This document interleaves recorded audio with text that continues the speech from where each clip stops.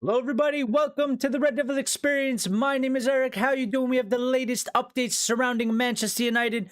I think we're all still super happy and excited from yesterday's win. We're still reminiscing over what has happened. I don't know if we still found out or figured out what actually happened. I think I'm still quite confused, but very positive feelings around the Manchester United fan base today. I see a lot of things going on social media. A lot of fans rejoicing, rightfully so. I mean, it's been a very tough season, and I think you got to take it as it comes. So, a lot of positivity coming out, a lot of news, some surrounding transfers. Ruben Amorim also did a little bit of a presser for the Wolves game that we have on Sunday. There's a couple interesting quotes in there that I want to talk about, and I'm happy that he made them because I think he answered one or two questions that some of the fans have had about his process of thinking and about his plans for the team. So it's going to be a good show, and then we'll do a Q&A or free for all, up to the chat. The chat will dictate the the show today and the narrative, and whatever they want to talk about, that's what we're going to talk about. So before we get into the news, please smash the like button, because the likes help the channel grow. It gets the channel pushed out there. So if you want to support us, we thank you very much. But make sure you smash that like button. And if you are new, and as you see, our subscriber count has gone to 2,910. It's updated.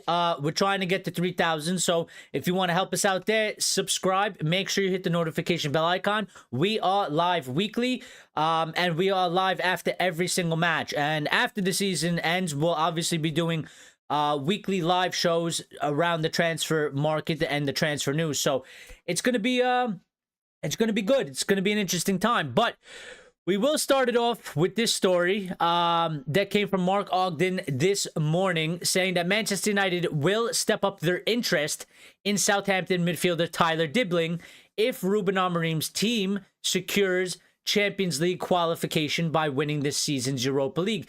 There's a good reason for that, because there was an update about if we do qualify for Champions League, which means if we do win the Europa League, which I feel like we definitely can. I've been saying that I think we can, and I think we have a very good shot, and I don't see why not. I know the season has been poor, but this is a knockout stage competition. We've done very well in it, and I think we can do it. It's not going to be easy. It's not going to be a walk in the park, but I think after yesterday, this team showed that, it has its downfalls, but it also has its upsides, and it can create some great things. So I think it can happen.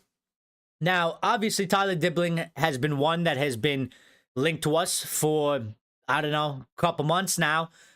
He's one that keeps popping up. I do think that he is on the list. I don't think that this is just random paper talk. I do think that he is one of interest. I think he's, we're not the only ones interested in him. I think there's a couple Premier League clubs, especially because, they're going to get relegated. So the bigger teams seem that they're going to be able to get him maybe on the cheap and maybe get a player that they wouldn't necessarily be able to get out of Southampton if they stayed in the Premier League. But they're going to need some money. And yeah, it looks like that, he is one that is on the list. I like the kid, from the times that I've seen him play, mostly against United, but, a couple games here or there, not involving us, just generally in the Premier League. I like his profile. I like what he has to offer. I think he's a good player. He's a young guy. But I like his attacking output. I like his attacking skill. I like his mentality. Not afraid to go forward.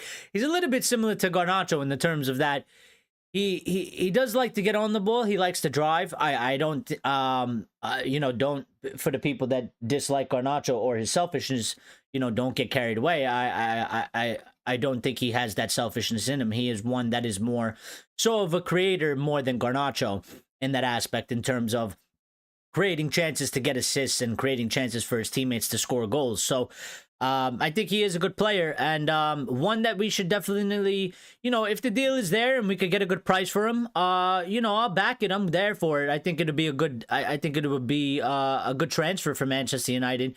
And we're going to need some, sort of replacements. I mean, because Rashford is, for me, Rashford's already sold. Anthony's already sold and Sancho's already sold. Even though they're not officially sold, I just don't think there's any path for them to come back. I would be surprised if any of those three do come back. I mean, there is always a chance, but in my mind, I just really feel like that it's just not going to happen. I just don't see how it will happen, how it should. There's also some breaking news I see that's popping up on my my phone screen here, so we'll get to that after I get through what we need to talk about here. But another story that follows up that story is that United want to bolster their midfield options in the summer, regardless of whether they qualify for the Champions League. But sources have said that essential targets in attack and midfield would take priority over a move for Dibbling if United failed to qualify for European football next season. Again, from Mark Ogden.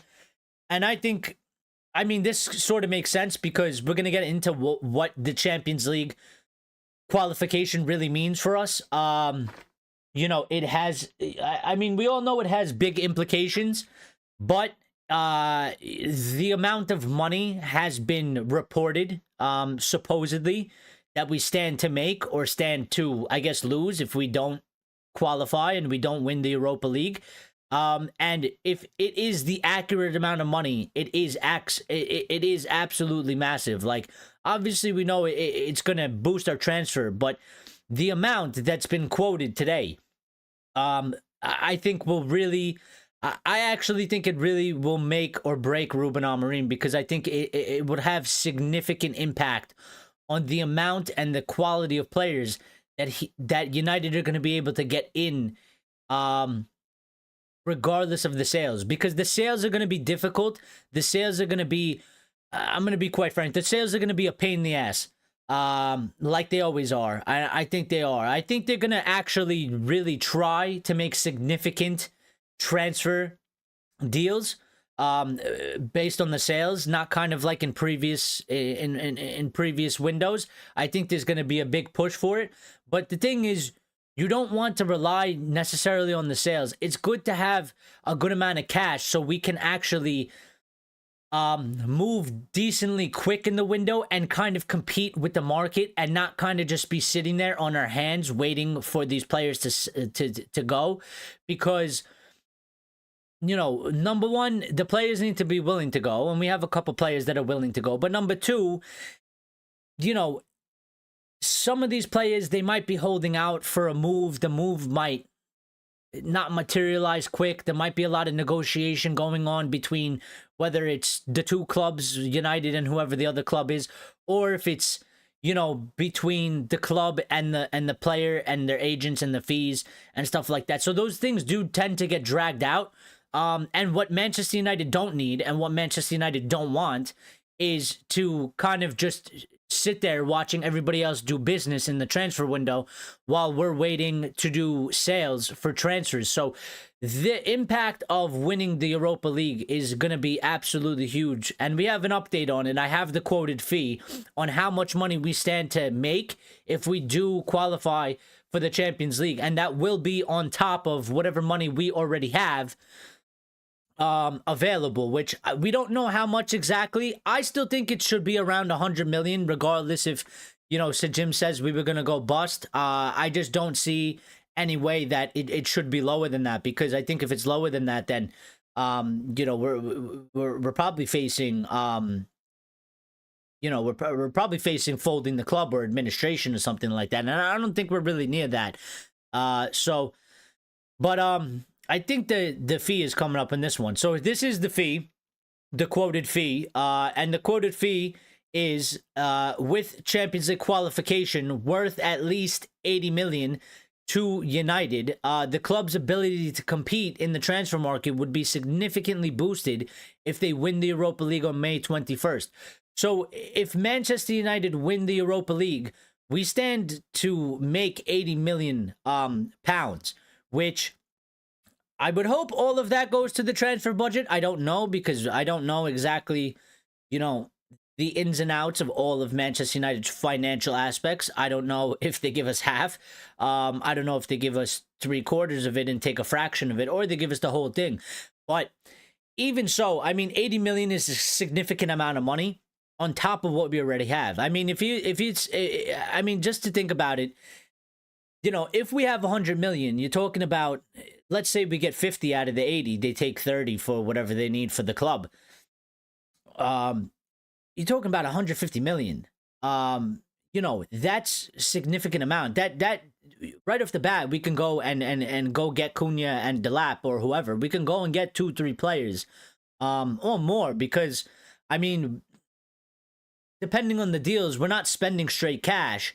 Now, Cunha, we might spend cash, or Delap, we might spend cash because there's buyout clauses, and the buyout clauses are always straight cash. But depends how we structure those deals. I mean, if we don't necessarily hit the buyout clause, but we give them the fee and we pay it over a period of 5 years, like we usually do, then we could spend even more money.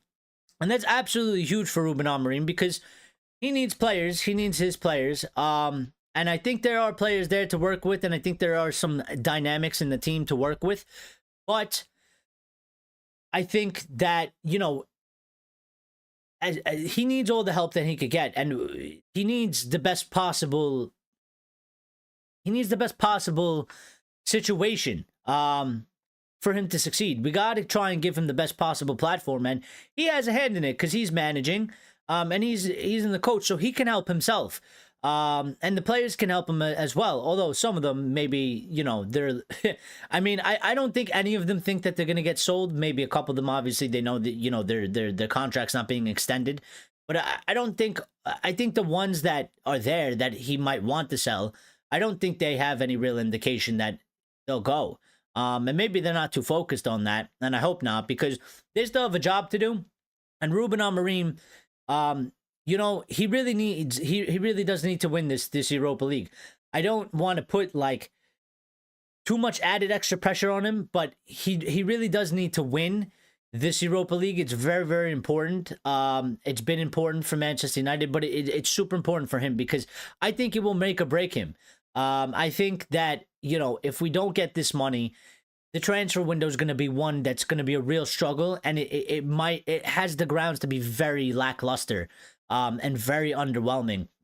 And if that's the case, then I think Ruben will struggle next season, because I don't expect the significant change that he really needs.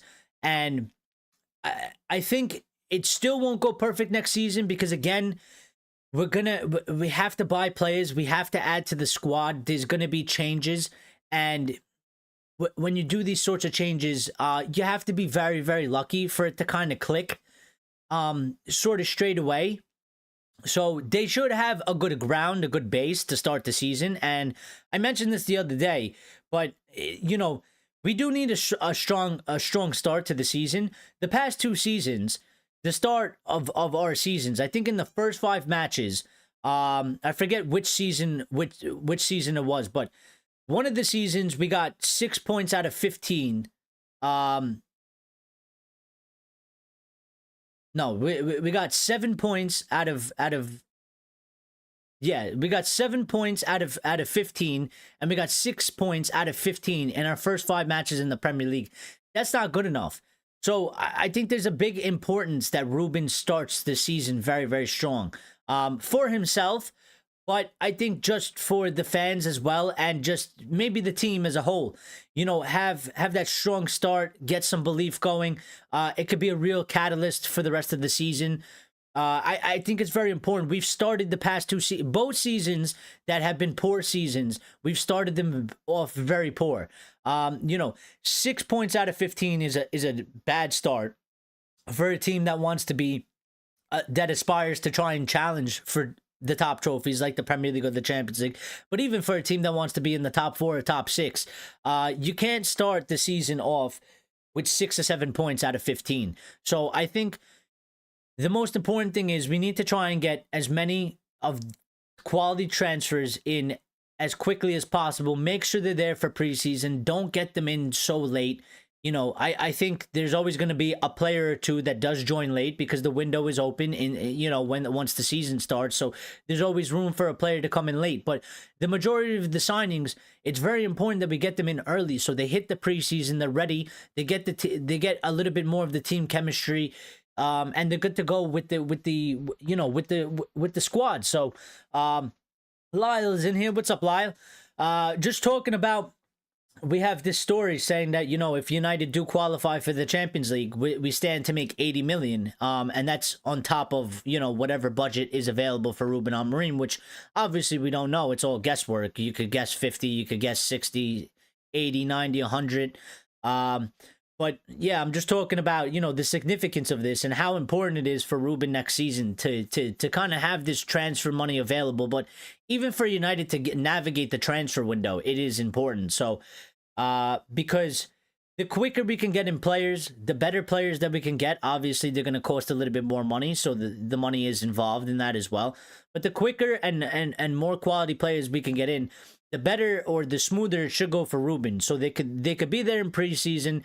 They could get the chemistry with their teammates a little bit faster and quicker. Obviously, you know, that's still going to take some time to go over the course of a season because, you know, in my opinion, I think we should be bringing in 5 players at the minimum for this transfer window for Ruben. And you know, when you bring 5 players and and everybody says, you know, they can't be bench players, they got to be starters. Fair enough. And they should be. But, you know, if they're starters, you have to think about the fact that, you know, you're bringing in 5 people that are going to be potentially starting. And that does kind of cause a certain aspect of a problem because they're 5 brand new players. Now, you know, if 1 or 2 of them are Premier League players, maybe it's a little bit better, the integration, because they're used to the football and they're used to the league. But, you know, the foreign players do seem to kind of struggle a little bit. And, you know, the first season doesn't always typically go so well for them. I mean, unless you're a little bit lucky. But it does take some time for the foreign players to kind of adjust and get used to, you know, the football and the lifestyle and their teammates and the living situation and all that stuff. So it is important that we get this that we get this money, but then so that we can also do the deals in the summer efficiently and quickly. We have a couple more news updates. Which I will say, Amorim did a little bit of a presser. I grabbed 2 quotes because I think these were probably the most important quotes that he said. It wasn't too big of a presser. It was very short, but he was asked about the possible changes against Wolves, rotating and changing the you know, the lineup for Wolves, which I think he has to do. And there was sort of my thinking yesterday that why he kind of kept the same team, like he didn't make subs quickly, because I think in his mind he was like, I'm going to stick with the strong team and then we'll kind of rotate for Wolves, because I mean, a lot of the players were dead yesterday before we went into extra time. And I mean, after extra time, they were really dead. I mean, Bruno, I've never really seen him so tired. He couldn't run at the end of the match. He was out of breath. He was literally going to die. And that's somebody that's always fit and always running. And, you know, there were some other players that they looked tired. I mean, Garnacho started getting tired. A lot of the players started getting tired because we started getting sloppy. The fact that, you know, the one that comes to mind, Garnacho wide open on the left-hand side, no pressure on him. And he couldn't trap the ball because that's just what happens when you're fatigued. You slip up a little bit. And so a lot of the players were tired. I think Maz had a little bit of a knock or something like that, so they took him off at halftime. Ruben said he's okay, and Lindelof had something with a family issue, but apparently he's okay, and that they're both available. But Ruben said this on possible changes against Wolves. He said, we have to see. He said players like Delo are always ready, but today he was really tired. We'll try to spare the players who are at risk of injury, and we'll see tomorrow. So I don't know. I mean, it's not a strong indication of him saying I'm going to rotate a lot. You know, I do think that there has to be some sort of rotation. He's not going to go with the same team. I think it's impossible. You know, in my mind, maybe Ugarte, Casemiro, might get rested. I think he should rest Bruno. If he doesn't rest Bruno, at least, for the very least, don't play Bruno the full 90 minutes. If you're going to play Bruno, like, you know, take him off at 60 minutes, give him 30 minutes rest. I would still maybe try and rest Bruno. But then, you know, because he's mentioned things about injury, I mean, I think, you know, They're still a little bit cautious with Mainu. They're still a little bit cautious with Mount. I think there's some cautiousness with Luke Shaw because these are players that, I mean, Mainu you want to look after. He's had 1 or 2 injuries. He's not like Mount or Shaw, but Mount or Shaw are more so. You have to be really cautious with them because they can suffer an injury at any time. And you don't want that because we need them to stay fit. And the more options we have, the better for us. The stronger we are for the run-in for this Europa League semifinal and hopefully the final. So it goes a little bit both ways, but I think maybe put in Amos. I think Dorgo could use a break. He's played a lot of minutes. He looked quite off of it yesterday. Maybe he's a bit fatigued. Maybe he's not up to the speed of the Premier League and the sort of physicality, and playing Thursdays and Sundays has kind of taken a toll on him since he's come in, from Italy in January. So it's a possibility. I mean, that I was thinking about Dorgu yesterday and I was like, maybe he's just a bit fatigued. I mean, he wasn't really, he was just playing Serie A football. There wasn't really any European competition going on there, at Lecce. So, I mean, maybe he's just a little bit not up to speed in terms of fitness wise. So, but I do expect rotation. The striker position is one that is interesting because I think, again, we don't really have options there. I mean, Cheeto is available now that I'm thinking about it. He is available, so maybe you could go with that. But at the same time, I don't know. If you make a lot of changes, I feel like it also causes a problem. And he's still trying to win the match. He still wants to win the match. He doesn't want to suffer another loss. He constantly talks about how he hates losing and how he hates losing these matches. And it's the biggest thing that he hates is losing these matches. He doesn't care if the Premier League is done and dusted pretty much. All we can do is jump maybe a couple positions, but nothing of significance is going to come out of it. It's not going to get us Champions League. We're not going to win a trophy out of it or anything like that. But obviously he's not, he's not taking it as a scrimmage. He wants to win those matches. So I feel like you can't change too much, but you certainly have to change. Because we have to rest players. They were absolutely dead yesterday. I rewatched the match. I think most of you probably rewatched them some sort of way, whether you watched the highlights or you watched it at MUTV. I rewatched the match yesterday, and around the 65th, 70th minute, a lot of our players were really dead. Like, they were really tired. And in hindsight, he really probably should have made some subs. And he did get it wrong there. And I have a couple of revisionisms from yesterday. So, but how much is each position worth in the Prem? That I don't know. That's something that I got to look up. I mean, it's easier for you guys to do if you can do it. You don't have to, but it's easier for you to, because I'm doing the show, so it's a little bit hard to search for that. I don't know, to be quite honest. I don't know how the payout goes.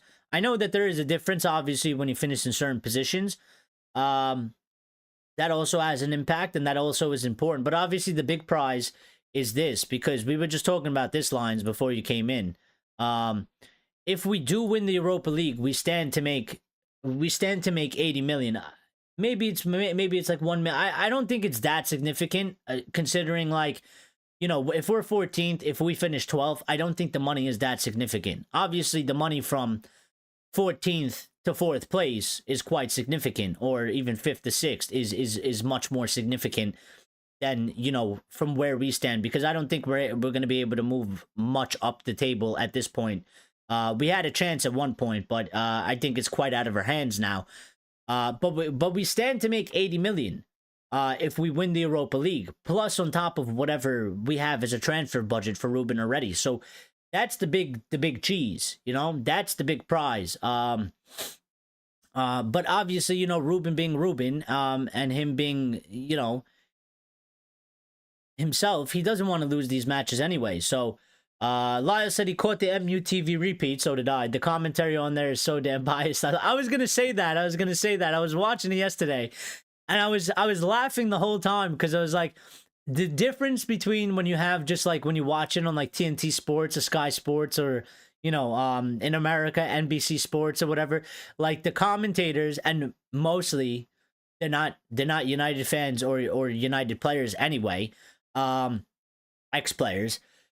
But the difference in commentary is absolutely hilarious. Like they are so biased. It's hilarious. Like I was laughing the whole time. They're so they're literally just fans, just like, and they just don't care. They're just like everything is for United, and you know, they were having a good go at the ref. It was actually really funny. And then at the end, obviously, when we got to the end of the match, when it was the 119, and we got the winner.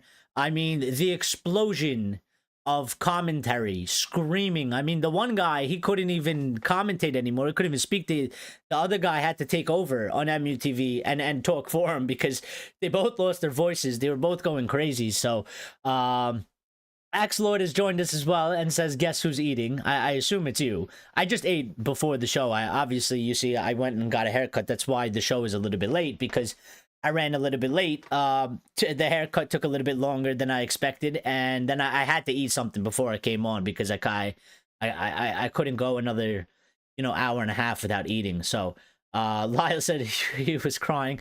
Well, I have a couple revisionisms as well, so we're gonna get to that after I do the little news updates. It's not too many today, so Lyle says fresh cut. Thank you. Lion says, dude, when we went 4-2 down, we're done and dusted, then Mano scores. It's Mano. Yeah, I mean, they went crazy, like, and then Mags. And they were screaming, Maguire! Maguire! I was dying laughing. And you know what? One of the commentators, it was fun to rewatch it. It really was. I don't really rewatch the matches too often, but it was fun to rewatch that because, in regular time, when it was about the 90th minute and injury time, one of the commentators on MUTV said, wouldn't it be prime Manchester United? Because we had a free kick and Bruno was going to take it. He said, wouldn't it be prime Manchester United for Bruno to whip this cross in and Maguire to score a header as the winner? And I started smiling because I was like, if only he knew what was coming in 30 more minutes. And I was like, he was actually pretty close in what he was saying, because that's what happened, only it came from Cass, but Maguire did score the winning header. Now, it took a little bit to get there, but, it was some good stuff. And I rewatched it because I'm going to be quite honest. Yesterday, I re-listened to the show, and I said a couple things that, like, I was wrong about because I missed some things. There was pandemonium going here. Even for the penalty, I didn't even know who gave away the penalty at the time, because when they signaled for a pen, I got up and walked away, and I didn't even watch the replay. So there was a couple things I missed, and when I was speaking, I was incorrect. So I went back. I wanted to watch it again because I was like, I missed some parts for sure, and I wrote a couple notes on it, so I want to get to that. But Rajad is here as well. He said, will you take Cunha? Absolutely. Why not? Cunha's a good player. Lions would take Cunha. Rajat says, don't want Cunha. Well, why not, Rajat? That's fine, but let us know why. Give us your reasons. We want to know why. But in between that, I will pull up this update. Let me just find out which one it is. So, yeah, that was Ruben talking about that. Ruben had another big, interesting quote. I think that's one that's been kind of a big discussion around the youth at Manchester United. Obviously, the youth is always a big talk about, about Manchester United. It's ingrained in our history and stuff like that, obviously. Big part of the club. But he had quite this lengthy quote about the youth, which is good that they asked him about it, because I think it's good that he spoke about this. So I didn't read this quote. I'm reacting to this quote live with you. All I saw was that he was asked about youngsters, and I said, perfect. I said, let's get it in there. So Amorim was asked about the youth, and he said, it's not the best time or the best season to play youngsters. And I said this. That was my sort of feeling. But I was just guessing. I didn't know what Ruben was really thinking, but that was my ultimate guess. I had a similar feeling. But he continues on to say, it's not the best season to play youngsters because, again, they need a solid base to show what they can do. But right now, we have to do it, and sometimes we have surprises. Aiden, Heaven, and I can be honest, we did it because we had injuries at the time. But today, Aiden is my player. So when he's ready, competing with the others. Amos did very well today, which was last night because he did this last night. And he said Cheeto, when he played very well. It's a difficult time. It's not the right time for the youngsters to play, but if we have to do it, we will. And I'm so glad they asked him this, and I'm so glad that he gave a very proper answer. You don't have to agree with the answer, but I love the clarification because it at least lets people know. I think many people have been like, why not play the youth? Why doesn't he give these kids some more chances? And some people have been really itching for the kids, and they really do believe that, a lot of these players, they're not good. They don't really deserve to be playing or starting, and maybe you should give the youth some sort of a chance. And I feel a bit vindicated, I'm not gonna lie, because I've been saying this thing for the same thing. Now, he could be wrong, and I could be wrong. Maybe the other way is right, and maybe we should be playing them more. But I've just always felt that I get the youth. I think, I've been saying this. I know he is a man of the youth because he's done it so far in his career. He hasn't had a long career. He hasn't had a big career, but he did it at Braga. He did it at Sporting, and it worked very well for Sporting. And again, Sporting and United, two different beasts, but sort of similar situations. Sporting, not a team that has a lot of money. Team was a mess. Club was a mess. Fans breaking into the locker room, beating the crap out of their own players in the locker room, like just huge turmoil when he took it over. And he transformed it because he went in there. They don't have huge amounts of money. They can't go and sign superstars to Sporting. And, they made a couple signings with what they could, but he did integrate the youth. Now, it's on a different scale and it's on a bigger platform here, which is why I was saying maybe he is a little bit reluctant because United is a bigger beast. It's a bigger animal. It will eat up many people. It has done so. We've seen so many examples of it. And I just always felt like it really isn't the greatest time because the first team, these professional players that are supposed to be doing and performing, they're struggling, and I worry about the youth. Like, we have to look after these guys. We can't just throw them to the wolves. We can't just drown them. There has to be just like there has to be a platform for the manager to succeed at United. There has to be a proper environment. There has to be a proper environment for these youngsters to exceed and excel as well. I mean, if everything is negative, the fans are on their last stand. And you throw in a bunch of kids and they take the piss. I mean, they are going to get brunt of the blame, whether you would do it or not. Listen, the internet and the world is a crazy place. And these youngsters are also, they're kids. Like, they probably will pop on social media. And there's going to be a ton of people that say shit about them, whether they're United fans or not. They're going to see bad things about them. So you kind of have to protect them as well. There has to be a foundation for them to be able to flourish. And I just, considering the circumstance around Manchester United, it really isn't a great time, like he said, to play these youngsters because this season hasn't been great. It's been one that's been really, really poor and really negative. And, he's admitted that the ones that he has brung in, he's done them because of injury, and he will do it, if there are injuries and we're down to the bare and bone, which a lot of managers do that as well. I mean, Van Gaal did it with Rashford. That's the only reason why Rashford got his opportunity, really, at the moment that he did. Now, maybe he would have got it later on, but he got it at that time, not because Van Gaal was so impressed by Marcus Rashford, but because we didn't have any options, really, and they were like, well, we have to do it. I mean, it's that, or you play a player, completely out of position. And at that point, I think the right judgment is then you have to go with the youngster. And maybe you get a little bit of luck, a good result out of it. So, yeah, I really liked that they asked him this. I really liked that, that he answered this in the way that he did, because it was sort of my feeling. And I think, there's some couple kids there. And I think next season, again, I think with the proper preseason, more players, I think he will integrate more of them.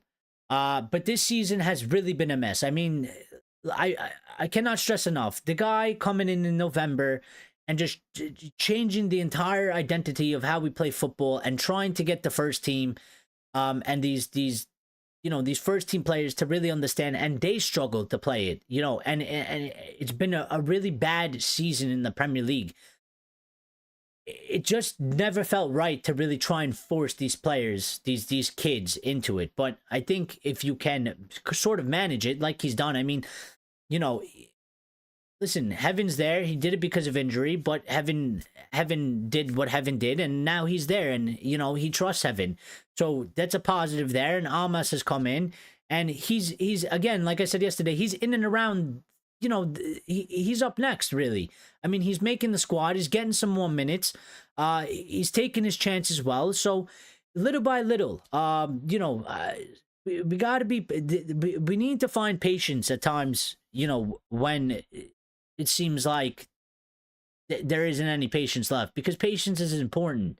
And maybe we could have less patience with our owners. Especially, there's no patience with the Glazers. I mean, the Glazers, I'm not really talking about them. I'm talking about Ineos. Maybe there's less patience with them, but I think we should always try and have the most patience with the manager. And I guess sort of the players as well, especially new players. I mean, players that have been here for 3 seasons plus. I think that's enough patience for them to really determine them. Sometimes you get rewarded. I mean, Maguire has stayed here, and he's become a very good player. So, it took much longer than 3 seasons, but yeah. Ray is in here. Says, "Hi everyone. The dust is settled after the game yesterday. Good win with a lot of luck, but the win is the win." Absolutely. And that's why also I want to do the show today, because when the match ends, you're kind of going through a lot of emotions and stuff like that. And maybe you feel one way, and then later on when you calm down, you kind of sit there and you kind of analyze it in your head. You start looking at things a little bit differently. That's why I rewatched the match yesterday. That's why I kind of was taking a little bit more in, because it was an insane game of football. So Rashad said to get Rodrigo instead of Cunha. Yeah, I don't think that would happen. I mean, I think if we had a choice, if you say Rodrigo or Cunha, maybe then. But yeah, I don't think we can't afford Rodrigo, and I don't think Madrid would sell Rodrigo. So, but Rodrigo is a good player. Cunha is obviously the realistic one. So Box says, "Yo, Eric, I'd start Binder, Euro, Lindelof, Shaw, Dorgu, Ugarte, Fernandez, Almas, Mount, Manu, and Obi versus Wolves." Yeah, I think that's a good sort of lineup. I don't know if he's gonna start Binder. Maybe he'll do it again. I don't know if it was just like rotation, because listen, again, obviously, usually they rotate for cup matches, but because the cup match is basically our ultimate prize, and the Premier League is sort of like a cup match now.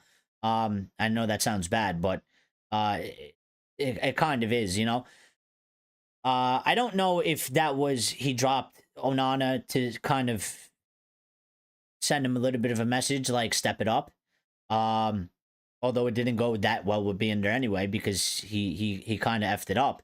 But yeah, maybe he does start Binder. I feel like maybe he'll go with Onana. And then Euro, Lindelof, Shaw. Yeah, I mean, Shaw could use some minutes. I don't know how much he can play, but I mean, even if you split it 45 minutes or 50 or 55, 60 minutes, I think would be good.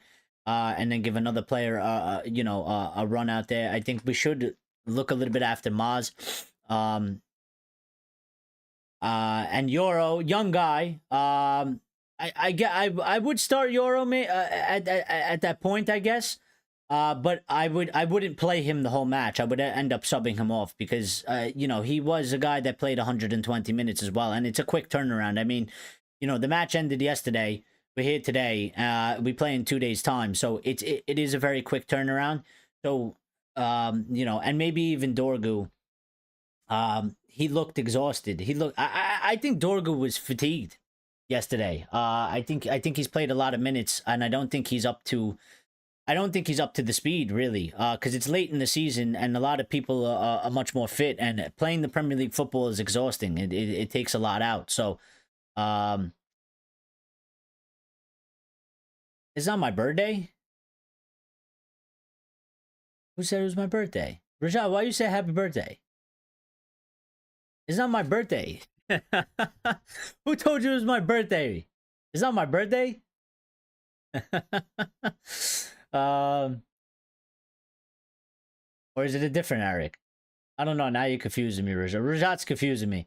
Luman says, were Amorim substitutions tactical, or were they Ali and Eric Ten Hag type, just throwing players blindly and hoping for a miracle? I'm gonna be quite honest. I don't think that he doesn't strike me as a manager that just will do things. I don't think he strikes me. I'm gonna explain why, but I don't believe he is a guy that just will do things, just blindly hoping. I do think that while they might have been a bit strange, like putting Kobe at striker or something like that as the 9, I do think he has reasons behind them, and I think he does understand, and I think that was proven in the second half of extra time, because the changes that he made at halftime, it won us the match. Like, he might have lost the match in the second half because he didn't make the changes and he took too long and we kind of lost control of the game.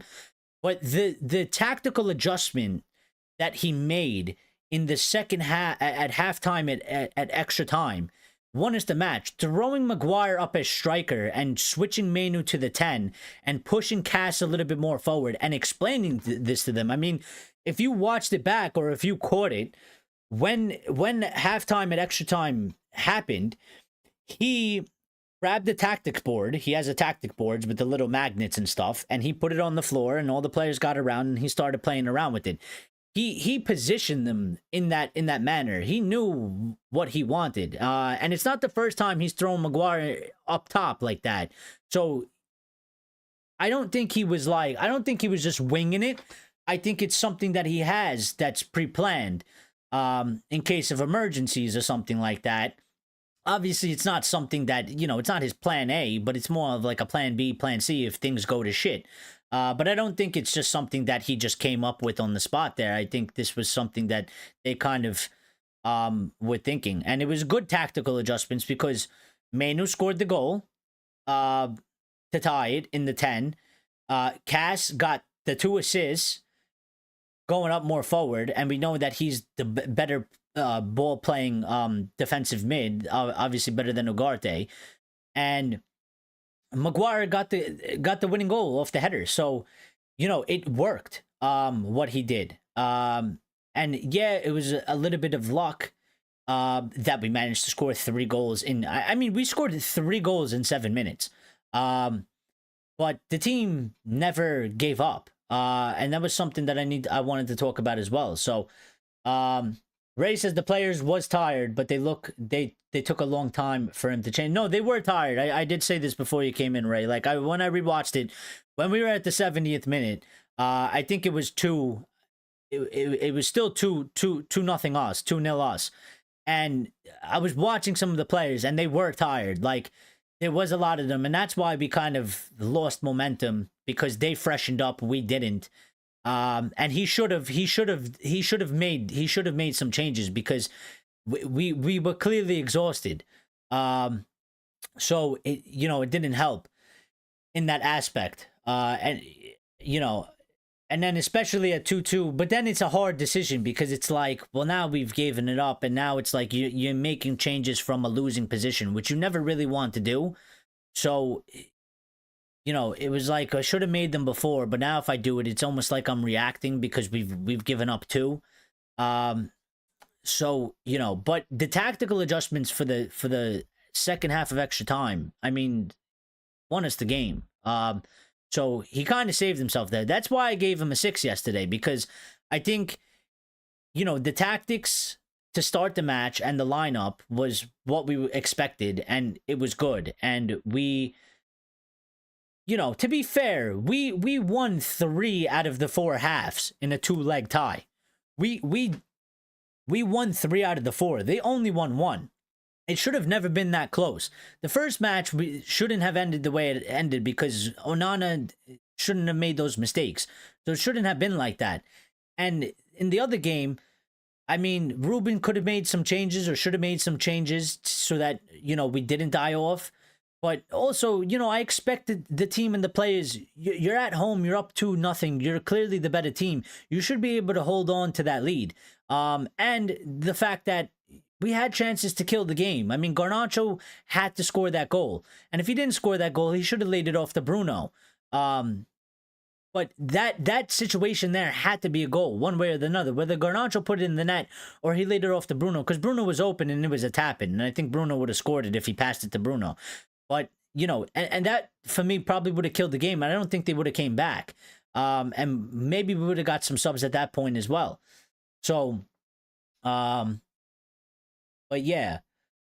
Rajat says long-term feel that Maguire has to probably leave. I mean, I think he's gonna stay. He's not gonna get a new contract or anything. I think he only has 1 year left on his contract or something like that. So it is coming to the end. So maybe they just let him go on a free, like they're doing to Eriksson, and Lindelof, at the end of next year. Maybe they give him an extension for a year or two, if he plays good. You know, and they try to lower the wage. It's up to Maguire, I guess, if he wants to stay or not. I don't have a problem with Maguire. I like Maguire. I think he's a good squad player. I think he's, you know, one that we can use. He can start matches if we need him to, as well. You know, he does play quite well in the 3-back. This system and this formation probably fits him the best out of every system and formation that we've had since we bought him. You know, he really excelled when he was at Leicester playing in that formation. When England played that formation or that system, he excels there as well. You know, the only real problem was that we bring him to play in a 4-back, and that wasn't where he excelled. So it was a bit of a struggle. Lumen says, Garnacho's not passing the ball to Dark. Garnacho's not passing the ball to a lot of people because Garnacho doesn't like to pass the ball because Garnacho is not a creator in that sense of... He's a creator in a different way. He's not a creator of passing chances. He's not a typical 10.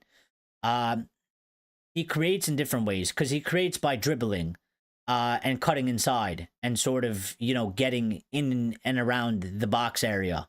And a lot of times he takes shots, you know, which is, I think that's his bigger issue because I think he actually does quite well to get in dangerous positions.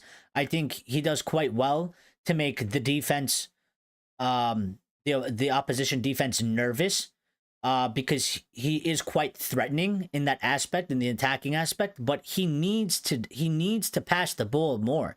He needs to stop shooting so much. I'm not asking him to not shoot at all, but he just needs to tone it down a bit. You know, a little bit like Bruno. I think, to be fair, like Bruno still does, he still does take a couple shots, but I think if you look back maybe like 3 or 4 seasons ago, I mean, Bruno used to take a shit ton of ridiculous shots. I think he's toned it down. He still does it. I'm not saying he doesn't, but I think he does it less than what he was, which has helped the team because those shots that they do are ridiculous, and they're not coming off. You know, it's one thing if Garnacho's scoring goals, kind of like Ronaldo. I mean, Ronaldo used to be very selfish in the same way. The only thing was nobody can complain about Ronaldo because when Ronaldo was taking a shot 35 yards out of the box, he's putting it into the goal. So you can't complain because he's helping the team.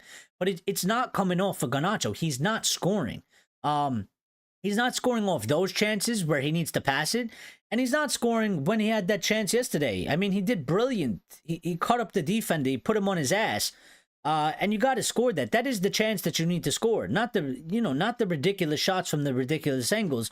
When Rasmus Højlund is wide open, you know, in the center of the box, and the guy is our striker and hasn't had a shot the entire match. So, but yeah, he isn't, I mean, he's not passing a lot to people, but I think that left-hand side, it needs a little bit more. Listen, the right-hand side, Bruno is playing over there now, and there's the good chemistry link up with Delo. Um, and you can see the difference in the chemistry and the understanding. I mean, the goal that Bruno almost scored yesterday when he hit the crossbar, that ball coming from that side, the chemistry is much stronger than the left-hand side. At the left-hand side, you have two young kids. One just joined the team. The other one is a bit selfish. So there's a lot of development that has to happen on the left-hand side, which is something that I thought was quite funny, because we used to say the left-hand side was so strong because it used to be Shaw and Rashford, and they were so good at understanding with each other, and the right-hand side used to be the one that's dead.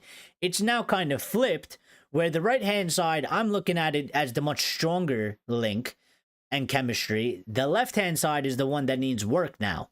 So, Axe says, last night we were lucky. We need a proper manager. I think he's a proper manager. I do. I'm not gonna have this conversation about our manager again. I think he is. He's been here for 5 months. I can't understand how anybody can make a statement that says he's not a proper manager with him being here for 5 months. It doesn't make sense. Doesn't make sense. And he was brought in November. The circumstances don't make sense. Again, I'll say it again. If Ten Hag's allowed to finish 8th because he had injuries and it was his second season, then I don't understand why Ruben Amorim can't have a little bit of a trial period in 5 months coming in November, having no signings to his name except for one, which is Dorgu, and changing an entire system of football. I don't know what miracles people want the manager to be doing, but you're never going to find it. It's not going to happen. So this process will happen no matter what manager you get, because we need to build a foundation, like my guy is saying over here in the quote here. So Lumen says Rajat is a troll. I know him. Do you really? Well, Rajat's been around here, so we know Rajat. He's always messing about, but we love Rajat. So Wild White Horse back to Man United. Absolutely not. Please don't. Seems like there's an agenda against Amorim.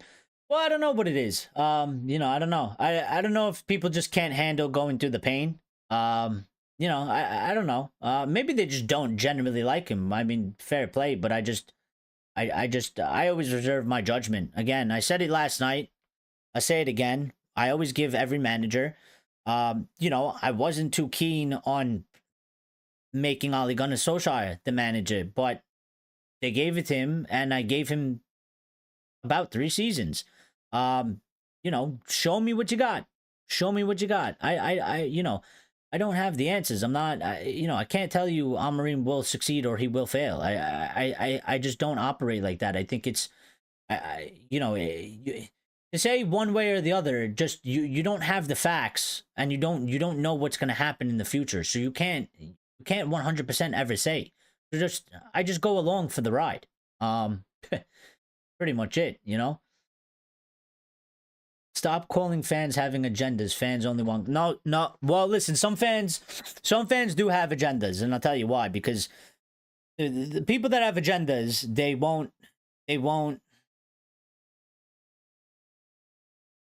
I'll use Maguire as a good example. Everybody hated Maguire. Everybody said Maguire was shit.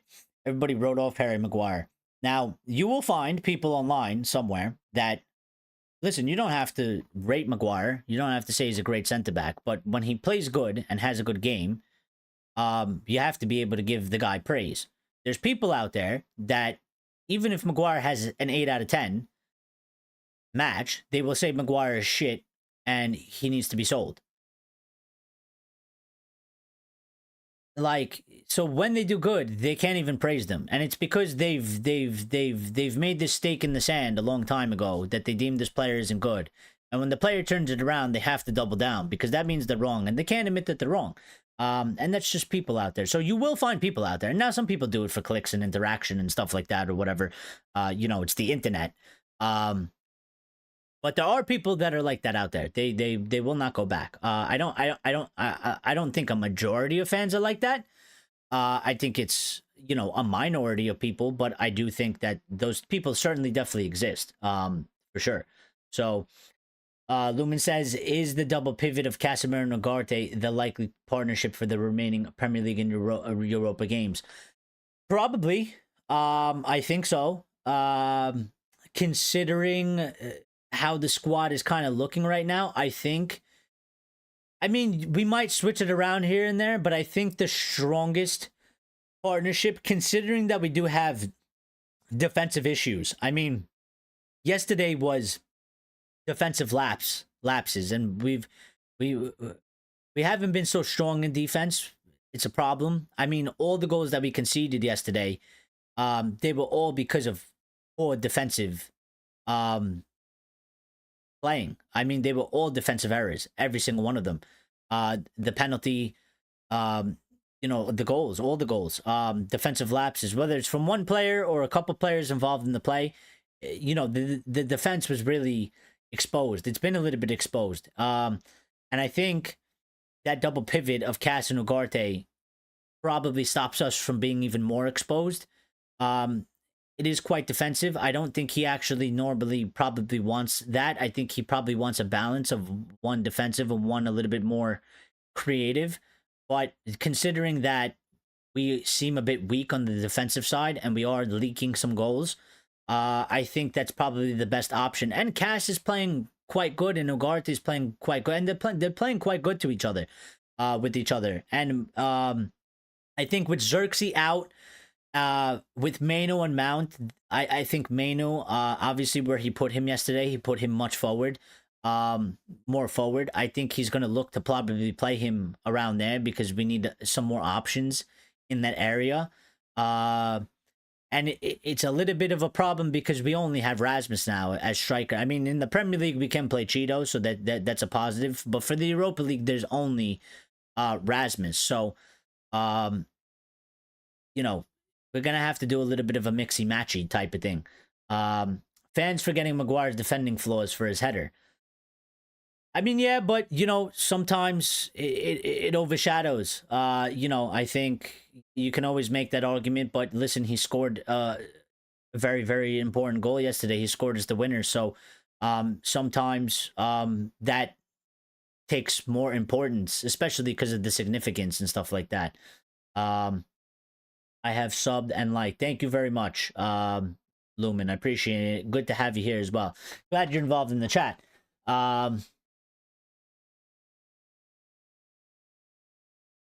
We need Endrick, Ancelotti, Goulier, and Chiteria. Yeah, I don't think we're getting that. Ancelotti is finished, says Box. Well, I think I don't think he's finished, but I think I mean I don't think he'll stay at Madrid. He'll probably go somewhere else. It seems like it, but I think he can still manage. I don't know if he can manage, you know, the top of the top teams. I think teams nowadays, I mean, you know, they all have these younger sort of guys and they're going in a different direction. But I think he could still manage a decently good team, you know, a top 4, top 6 team. And I think he could still do very well. I don't think he's necessarily finished. You know, he just won the Champions League last year with Madrid. So, you know, they got knocked out by Arsenal this season and they're second in La Liga. But I don't think he's like utmost finished. Box says people moan about developmental players not being ready and they want Endrick, Goulier, who are also not finished articles. I think that it's just because they're a little bit more ahead of the curve, I guess. They're young and they're playing more minutes and stuff like that. But I mean, you are right. I mean, again, those kids aren't even finished articles. Like, as good as they might be in terms of talent, they're still going to have ups and downs.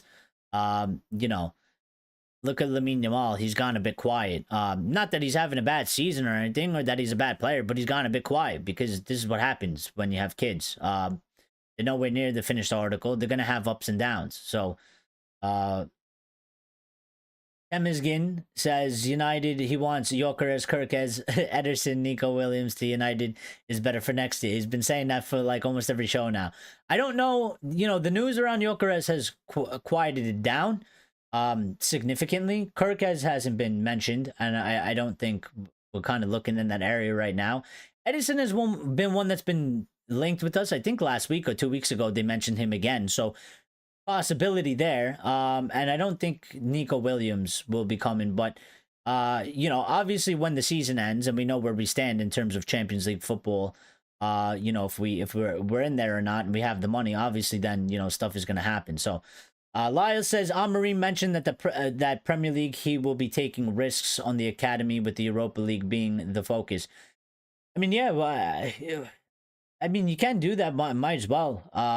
Might as well. Especially, I think, because his plan is that he is going to integrate more of them for next season. He's going to get them in preseason for sure, and I think he's going to ramp it up.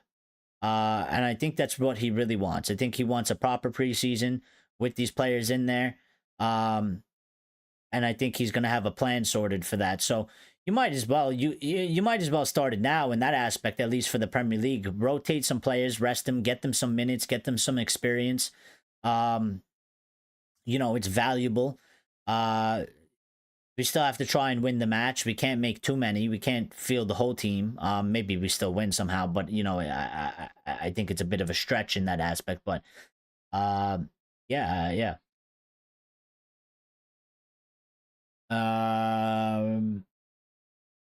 I would take Eze over Nico. Yeah, I like Eze. Eze is Premier League proven plus English international. So yeah, I take Eze. Yeah, I mean Eze was one that was linked with us as well. So we just got to see. We got to see. I think a lot of the stories are in the balance of if we win this Europa League or not. So, but there was another. I think there was another one or two updates that I wanted to get to. So Manchester United. This is another name being linked with us today. Apparently are among Premier League clubs interested in Dean. I'm not gonna pronounce his name right. Dean Huijsen. At least 4 clubs have already announced their willingness to pay his 58 million euro buyout, which I don't know how much that's in pounds, but I think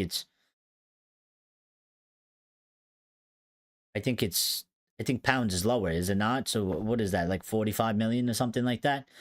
I'm gonna be quite honest. I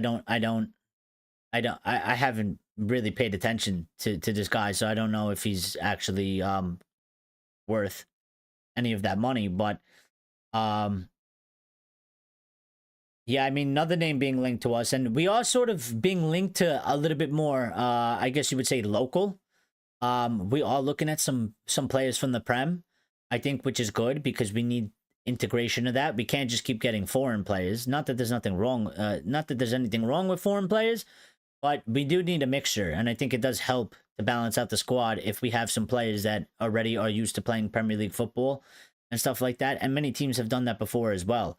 You kind of have to poach these players from the other teams in the Prem. It helps build the squad.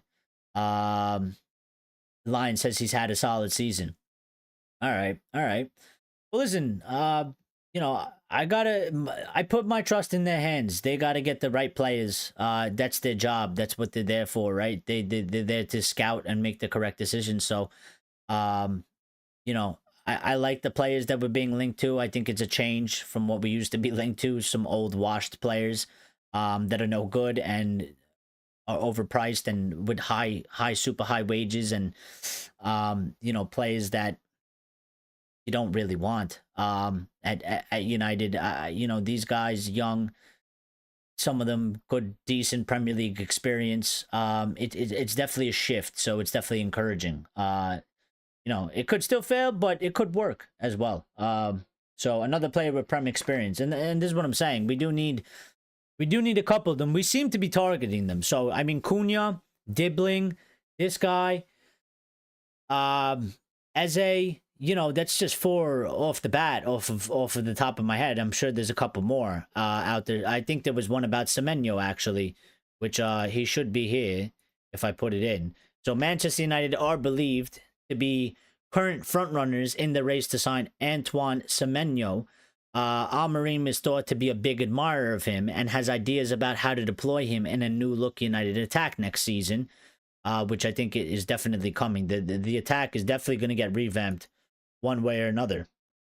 And this coming from Sky Sports, and if it, I unclicked the wrong thing. And it followed up by saying Bournemouth will not give up Semenyo lightly and are understood to value him as high as 70 million, which is very high. And I tell you that we're not going to pay that. However, the structure of the deal remains undefined and could include a lower fixed fee with add-ons, similar to the 65 million deal Bournemouth did with Spurs for Dominic Solanke last summer.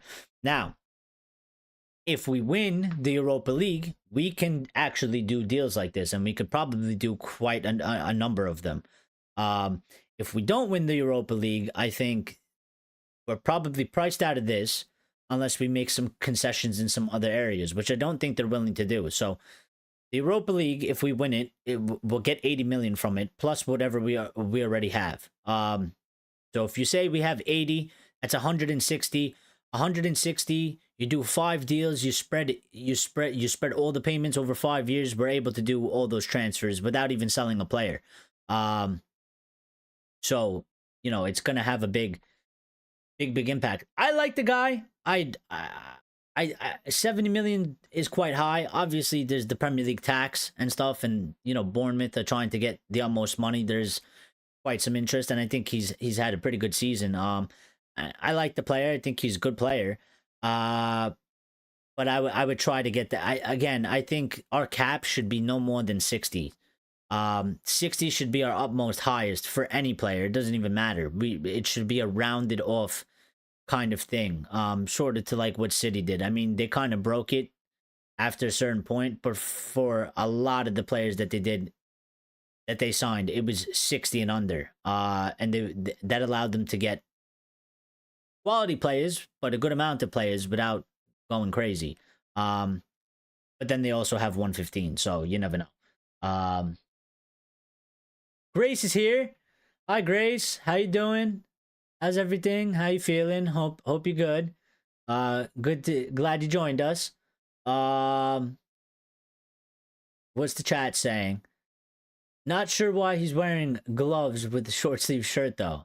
I think he's trying his best to imitate Martial. Maybe he's doing it to look cool. Box. Maybe he's doing it to look cool.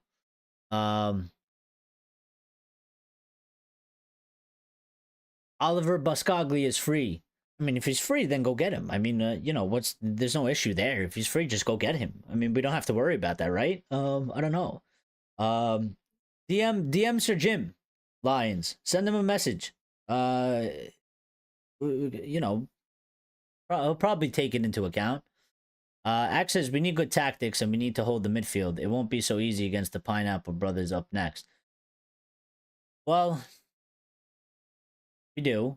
I think it's just more of the execution. I don't even think that the tactics are necessarily a problem. I just think that that we're misfiring in execution between what the manager's asking for and what the players can do. But again, we're in a process of transition. I mean, you know, these players are learning the system.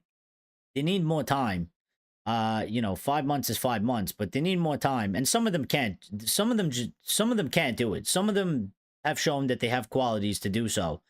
But it's not a complete package. We don't have the complete team kind of in unison in that. So it is a struggle. But you know, I think we have decent tactics. We do need to hold the midfield. I don't know how he's gonna do that because I think Ugarte and Cass are probably the best holders of the midfield at the current moment. So yeah. And Axe says we also need Scalvini. Well, I would love Scalvini. Lion says Semenyo not worth 60 million. Semenyo definitely not worth the money. Lion says 30 to 40 million for Semenyo. Well, this is why, you know, we tend to not go to the towards the Premier League players, because I think you guys are right. Like, I don't necessarily like. All right, when you value a player, right? Like, I get that other things get factored in, so I don't get too fussed too much about the transfer fee. I think some people, they get a little bit crazy because they look at the fee and they judge them basically solely off of talent, but that's not how the fees get priced in. So I think in terms of ability, I think you guys are right. Like, I don't think he's 60 million worth of ability, but the fact is, and it's never going to change, is that if he is worth 30 to 40 million in ability, you're getting an extra 10 to 20 million taxed on because he's a Premier League player. And if they're going to sell him to another Premier League club, they know that the Premier League clubs have the money and they're going to ask for it because they don't even necessarily need to sell the player. So it's always going to be added on. So for a general rule of thumb, I would just cap the transfers at 60. I don't think we should go above 60 for any player. That way it's well rounded. But yeah, Axe says we need to transfer the Glazers out, transfer them to hell. Heaven isn't for them. Well, I mean, I think if we could, we would have done so. But you know, that's out of our hands, Axe. Somebody else is gonna have to do that with a higher power than us. Yeah, we I don't think we have the you know, I don't think we should do that in terms of you know, I think we should just let nature take its course, you know. Rajat still Cunha out. Have you created the Discord already? I have. I mean, it's like half alive. There's not much in there, but I did make it. I invited Lyle in there. It's under construction, and so yeah. So Lyle is in there because Lyle is gonna help me put it a little bit more together. I mean, there's only like 2 tabs in there. It is there, but we're just gonna work on it together because Lyle was gonna make a temporary one. And I messaged him yesterday and I said I might as well just get you in there and we might as well just work on it together. So because like to make a temporary one, you might as well just help me build this one out. And I'll accept the help whenever I could get it. So it is under construction. I don't know how long it's gonna take. I got to talk to Lyle after this about it, because I haven't spoken to him about it yet. Yeah, he said it takes like 608 I don't even know what number 6894478 years to be ready. Do you want to wait for Amarim to win the UCL before starting the Discord? Yes. Nah, I mean now, you know, if I have Lyle to help me, I think we should probably get it going fairly soon. So but yeah, we'll let you know when that's ready. I'm gonna talk to Lyle after because I sent him messages late last night. He was sleeping, and then I had things to do today, and I didn't see if he responded to me. And I'm talking to Lyle here, so I don't even know what he messaged me, to be quite honest. But don't worry, we're gonna get it, and when we get it, then you'll be happy. All right. Turkey for 25 million, says Box. I mean, yeah. I mean, you guys were banging on about Turkey weeks ago, maybe a month ago. You know, when we built the squad, you guys all put Turkey in there as well. After watching the 2 legs, I mean, I know he was a good player, but I understand why now. Why there's the hype. I think for 25 million, I think he's actually a steal. I mean, the goal he scored yesterday, when I watched it 3 or 4 times, and the shot itself was insane. Like the speed and the accuracy of the shot was crazy. From how and where he kicked it, it was a bullet. Like the technique was flawless. And he was super dangerous against us in both legs. And he is obviously a very talented player. So I think for 25 million, and this is the sort of deals that I think we can do as well. I think there's many deals like this. Like, we can do deals like that. That's why I'm saying, like, we don't have to break the transfer bank, but what we do have to do is do proper recruitment and scouting and actually go and get the players. Like, there are deals out there, like a Turkey for 25 million. I think it's a fantastic deal. I think it's a deal that has minimal risk. He's decently young and he has good talent. For me, it's a win-win because even if Turkey comes and he takes the piss and he doesn't do well, we're not going to lose money. Like, you know, we won't, you know, the difference between getting Turkey for 25 million and gambling on Anthony for 80 million and having the way it went with Anthony and ending in a disaster, and we're gonna take a huge loss um on it. And thankfully he's playing good, so maybe we've recouped a little bit more than we were gonna originally take. But I mean, getting Turkey for 25 million is it's literally nothing. Like, you literally can't lose. Because even if it doesn't work out, even if he doesn't be good, like, we won't lose money. Because in 2 to 3 years' time, you can sell him from close to that fee. If he is really bad, which from his ability, I don't think he's that bad. So, yeah, I would take him for that.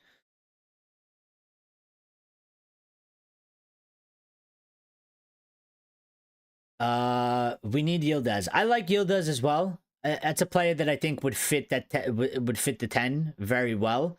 I don't know. The Yildiz situation is a bit weird because Juventus do need to. I mean, it's been reported Juventus are looking to sell, and they kind of need to sell, and I think they kind of want to reconstruct the team, but at the same time, I kind of feel like they're a bit reluctant to sell him. They don't really want to, but they might deem it as a necessary thing to do. And he has been mentioned with us once or twice, so you know, I guess another one to maybe keep an eye out on. I would love if we get him. I think he's a very good player. I think he would fit the 10 absolutely wonderfully. I don't know what he is going to necessarily cost us because it hasn't really been quoted too well. But yeah, if we could get him again, for me, mindset would just be we get transfers in 60 million utmost hires. Do not pay over 60 million for anybody at this moment in time, because I think we need to keep a cap. We need to be fairly good with our money. We need to be well-rounded, and we need to minimize the risks. And I think if we start to improve and we get better finishes in the coming seasons, and we get more money, then maybe we get to a point where we say, all right, we've built a good foundation. We have a strong team. We're looking much better. We're missing one or two key players, you know, as part of the puzzle, the big players, like 100 million on a Declan Rice. Now, it doesn't have to be 100 million. It could be 70 or whatever. It could be 80. But that one player. But it doesn't make sense to do that now because we have so many other missing parts all over the pitch. You have to fill those roles. Those players, sort of like Ferguson with Cantona, he's like the cherry on top. The other pieces were in place. And then you go and get that final piece to the puzzle. You get, you know, you built a beautiful sundae, put the cherry on top, and it's time to eat. You don't get the cherry and put it in the middle of the sundae. I mean, you can if you want, but it's not normal. It's not typical. So Grace says, do you like Monopoly? I just bought the Harry Potter one. Oh, well, first of all, I love Harry Potter. Big fan. Big part of my childhood growing up. I like Monopoly. I've played Monopoly.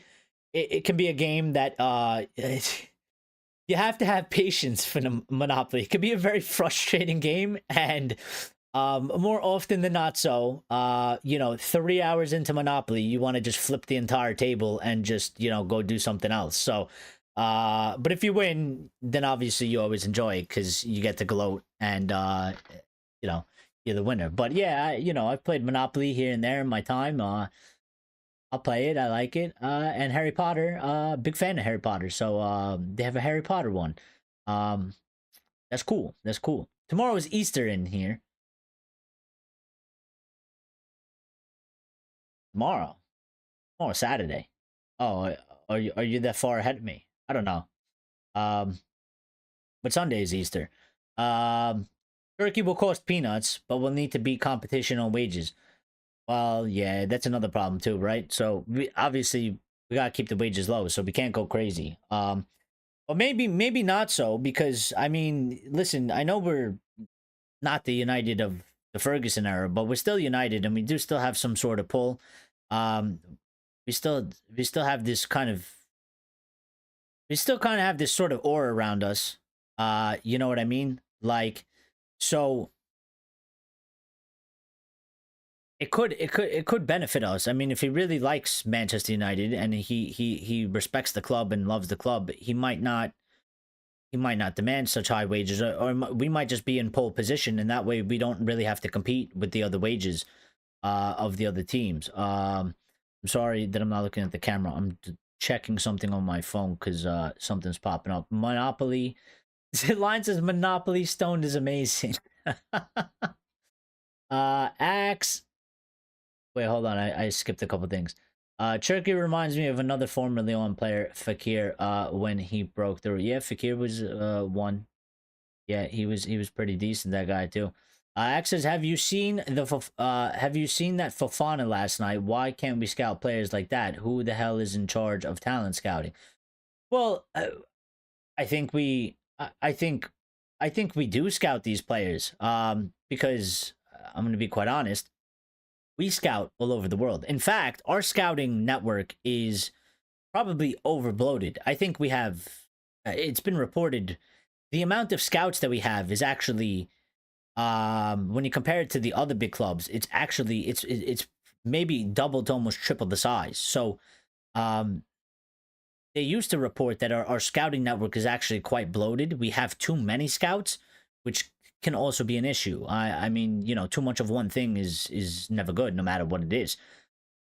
So I do think we do scout players like that. It's just that they get lost in the process of deciding to go for them somewhere along the line. I don't know how it necessarily works, but obviously the scouts do the scouting. They make recommendations. Whoever is in the past was looking at these sorts of going through this, they clearly didn't know what they were doing, or they're just bad at the job. So those players fall through the crack. Because like a player like that, we were scouting him for sure. We definitely had reports on him. There was definitely some sort of recommendations about him.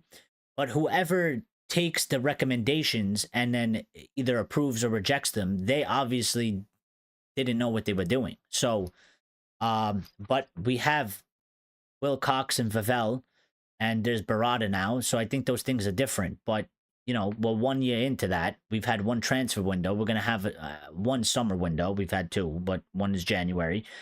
We're going to have another one. So let's see how it goes. And let's see how different it is now that they've kind of had their feet together. Because, I mean, the summer window, I still think they did well, but it was probably a little bit difficult for them, considering that they kind of all just got together right around that time. They didn't have much time, working with each other and then understanding. They were kind of just doing it as it goes, I guess. But now they've been here for, in terms of like from that point in the window to this next window, it's going to be a year, so they should be better suited. They should have their feet on the ground. They should have a better understanding. It should run more smoothly if they're doing the jobs. So I mean, pre-Easter day. Yeah. Grace says there's always a couple of properties on the board left and you go around 500 times trying to land on it. Yeah, and then you always and you end up in jail like 3 times. The worst is when you're playing and you're winning and you're talking shit and the other people start conspiring against you. And then there's always that one bad loser who just like they know they're gonna lose, and they don't want you to win, or maybe they don't like you. So what they do is they just give everything to the other person that you basically, you're about to beat them, but they just throw everything to them, and then you end up losing. I think that's the most frustrating thing. It's a dirty game. Monopoly is a dirty game. Just like business in real life, it's a dirty game. There was an update or two that I saw that was breaking while we were live, so let me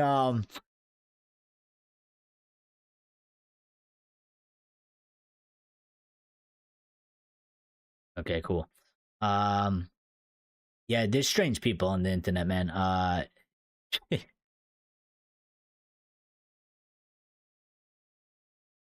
On Twitter, on football Twitter, you find them all. You find them all. I mean, there's some good people out on there. I have some good interactions with people. I like when people are just genuine and we can have a real discussion. But you do find some utmost weirdos that just say the utmost craziest things. I have a picture here. I think people will enjoy this. It has it's kind of a throwback.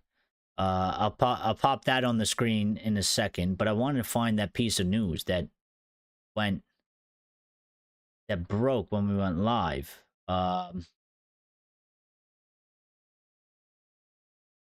Was it about Semenyo that we already did? I think it was.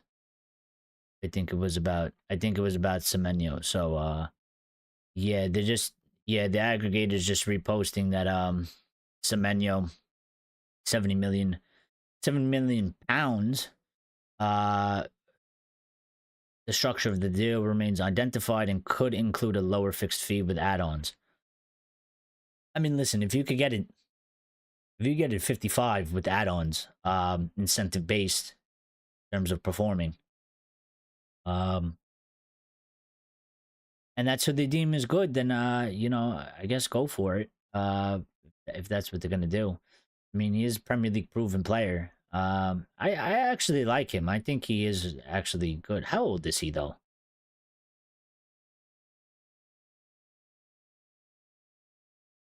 I know he's not 19, but like how old actually is he? He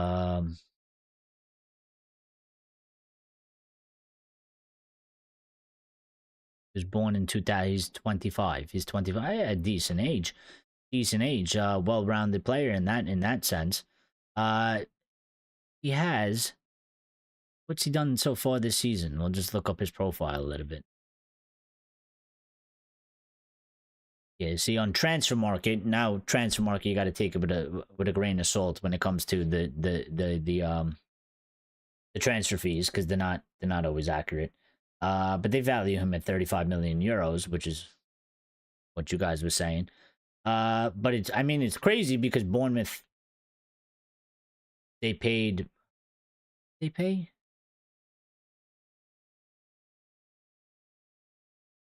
what is MV?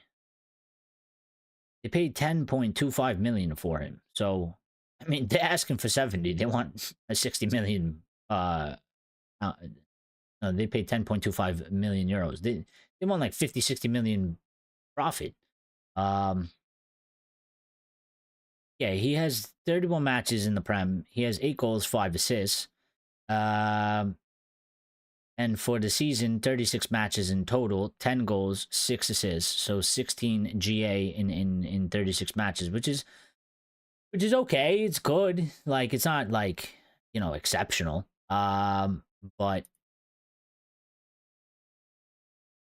it's good for that. But I mean, I don't know. He thinks that he could. I guess he would go into the 10 because he's really a left midfielder, like slash winger.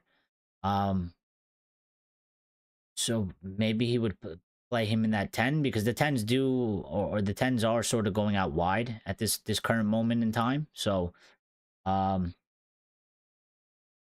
I don't know. I did want to do this before we sort of get out of here and we come back for Sunday. But I wrote a couple things yesterday when I rewatched the match, because I think there was things that I said that I didn't say correct, and I think there was things that I missed. So wherever this may be, here we go. So one thing I got to do, and Lions isn't gonna like this very much. Lions isn't gonna like this very much, but I gotta keep it real. Luke Shaw, I gave him a 6 yesterday. I gotta give him a 4 because he gave the penalty away. I didn't realize that was who gave away the penalty. So he's gotta get a 4 for that because he gave away the penalty. And it was a stupid tackle by him. So revisionism.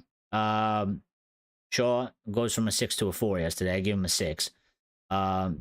Oh, it's about Shaw. It's not all about Shaw. That was the only thing.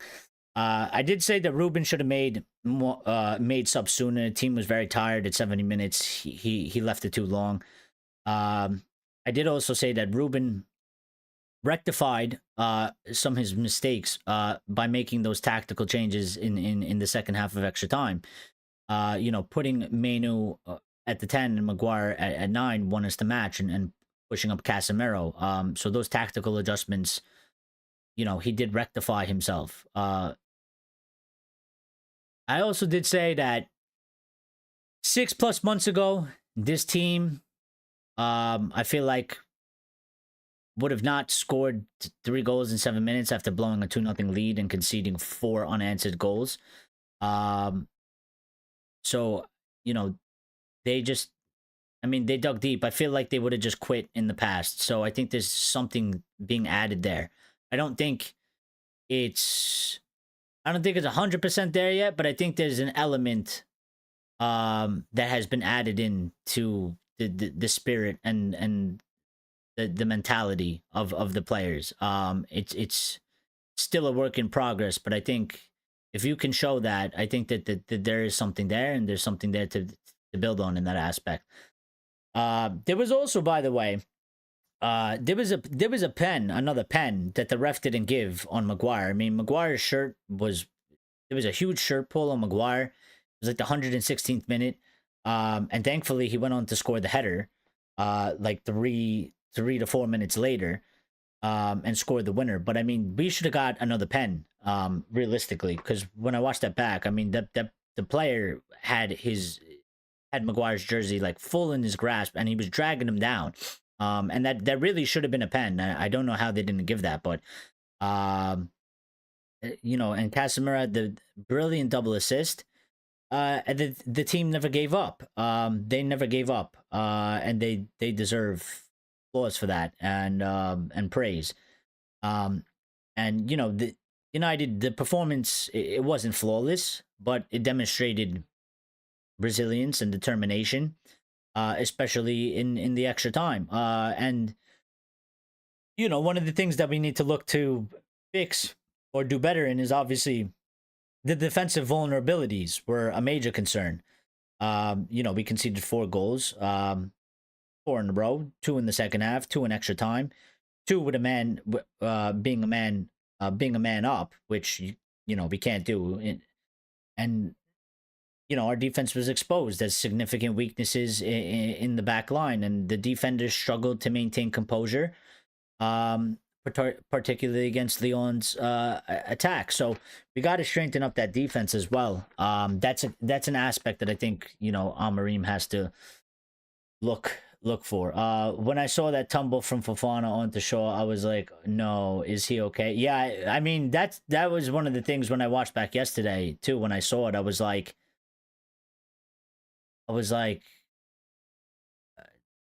the thought that went in my mind was like, I hope he didn't. I hope we don't find out tomorrow that he suffered some sort of injury from that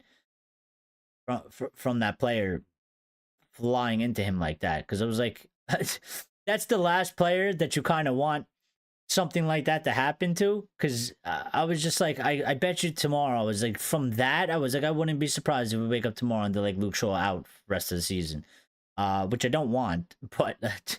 I was just like, it's the last player you want that kind of collision to happen to. I do have a picture somewhere. Maybe to put a smile on your face, maybe not. But apparently, these two have linked up somewhere today. Random. It just popped up on my timeline, and it is random. I think it's quite funny though.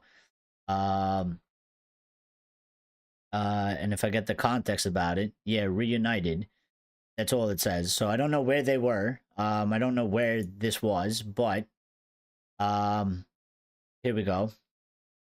Are you ready for the picture? I don't think you guys are ready for it. Everywhere I read that LYON did well to get back in the game after 2-0 down. What about us coming back from 2-4 down? Don't care. They had a man down. Yeah, I mean, listen, they hate us. They don't want to give us praise. They want us to lose, Lions. You know that. You know everybody hates us. Everybody hates us. There's no in between. You either love us or you hate us. There's no middle ground. There's no like neutral.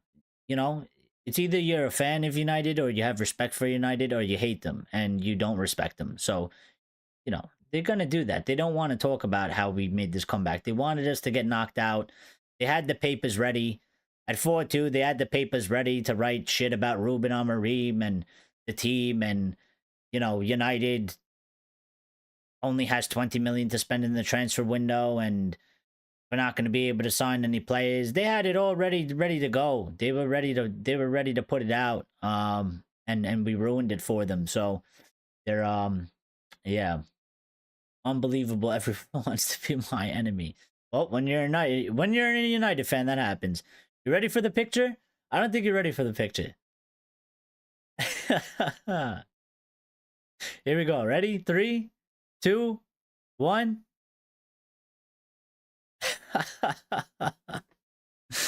You weren't expecting that today, were you?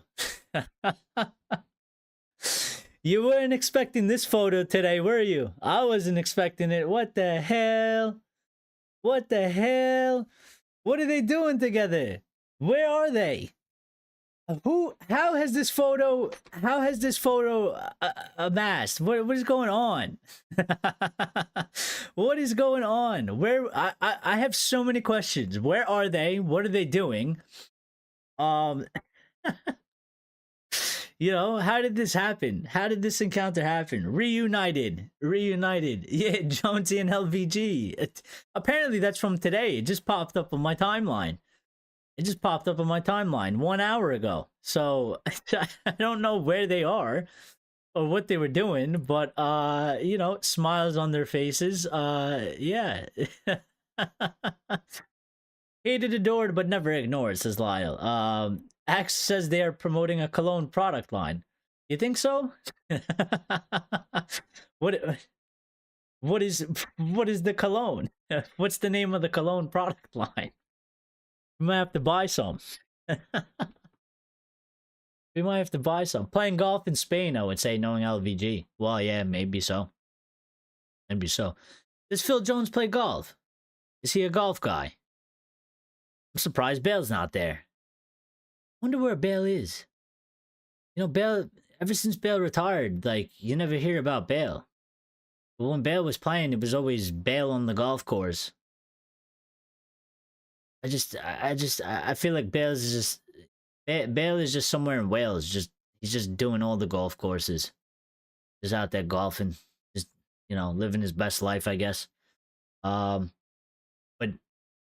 yeah, that thing was always crazy. You know, his Twitter bio or profile or his social media things. You know, Bale had it said golf Madrid Wales or something like that. Or golf Wales Madrid, like in that order. And I was like, I always used to think, I'm like, imagine he was at United and he put that in his bio. I was like, they would kill him. They would kill him. I don't think the Madrid fans typically liked it, but everybody else had a good laugh at it because they were like, bro, this guy actually put golf in front of his own club. The fans kept taking the piss out of him and he really doesn't care. But I was like, if he did that at United, I was like, the shitstorm that would have started by having him put golf in front of Manchester United. Yeah, that would have been Bale has a golf course as a back garden. Does he really? I'm not surprised, but yeah. I mean, listen, if you have money and you love it that much, why not? Why go to the golf course and share it with people when you could just have your own golf course and, you know, invite whoever you want. It's your golf course, you could do whatever you want. You know, you could walk around the golf course, no shirt, with a cigar, going crazy, couple of drinks. You know, you can't do that at a public one unless, you know, you pay a lot of money, and they still don't let you do that because some of them are you know, clubs. They're like clubs, and you have to respect the rules of the clubs. Oh, probably better off for him. He could literally do whatever he wants. He could go golfing in his boxers, in his underwear, if he really wants. I don't know if he's doing that, but he can since it's his and it's in his backyard. Why not? Yeah, but that was just funny. Like this picture just pops up, just Jonesy and Van Gaal. I'm sure they're reminiscing about a couple days there. They're probably talking about some other stuff as well. So, Victor Gyökeres scored a hat trick for Sporting today and makes it 47 goals in 46 games this season. He has 58 goals assists in total for the Swedish striker. I mean, just goal scoring machine, man.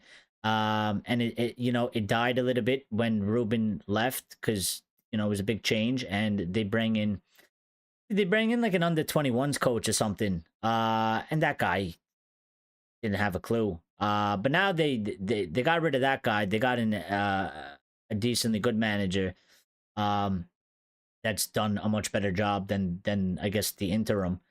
And he's gone back to his goal scoring ways. So I think that's actually a good look for him, because many people were like, he's excelling because of Ruben's system. But I mean, they playing a different system, but a different manager, and he's still scoring goals. Another hat trick. I would absolutely love him. I think he is the experienced striker that we need. I will hate if he goes to Arsenal.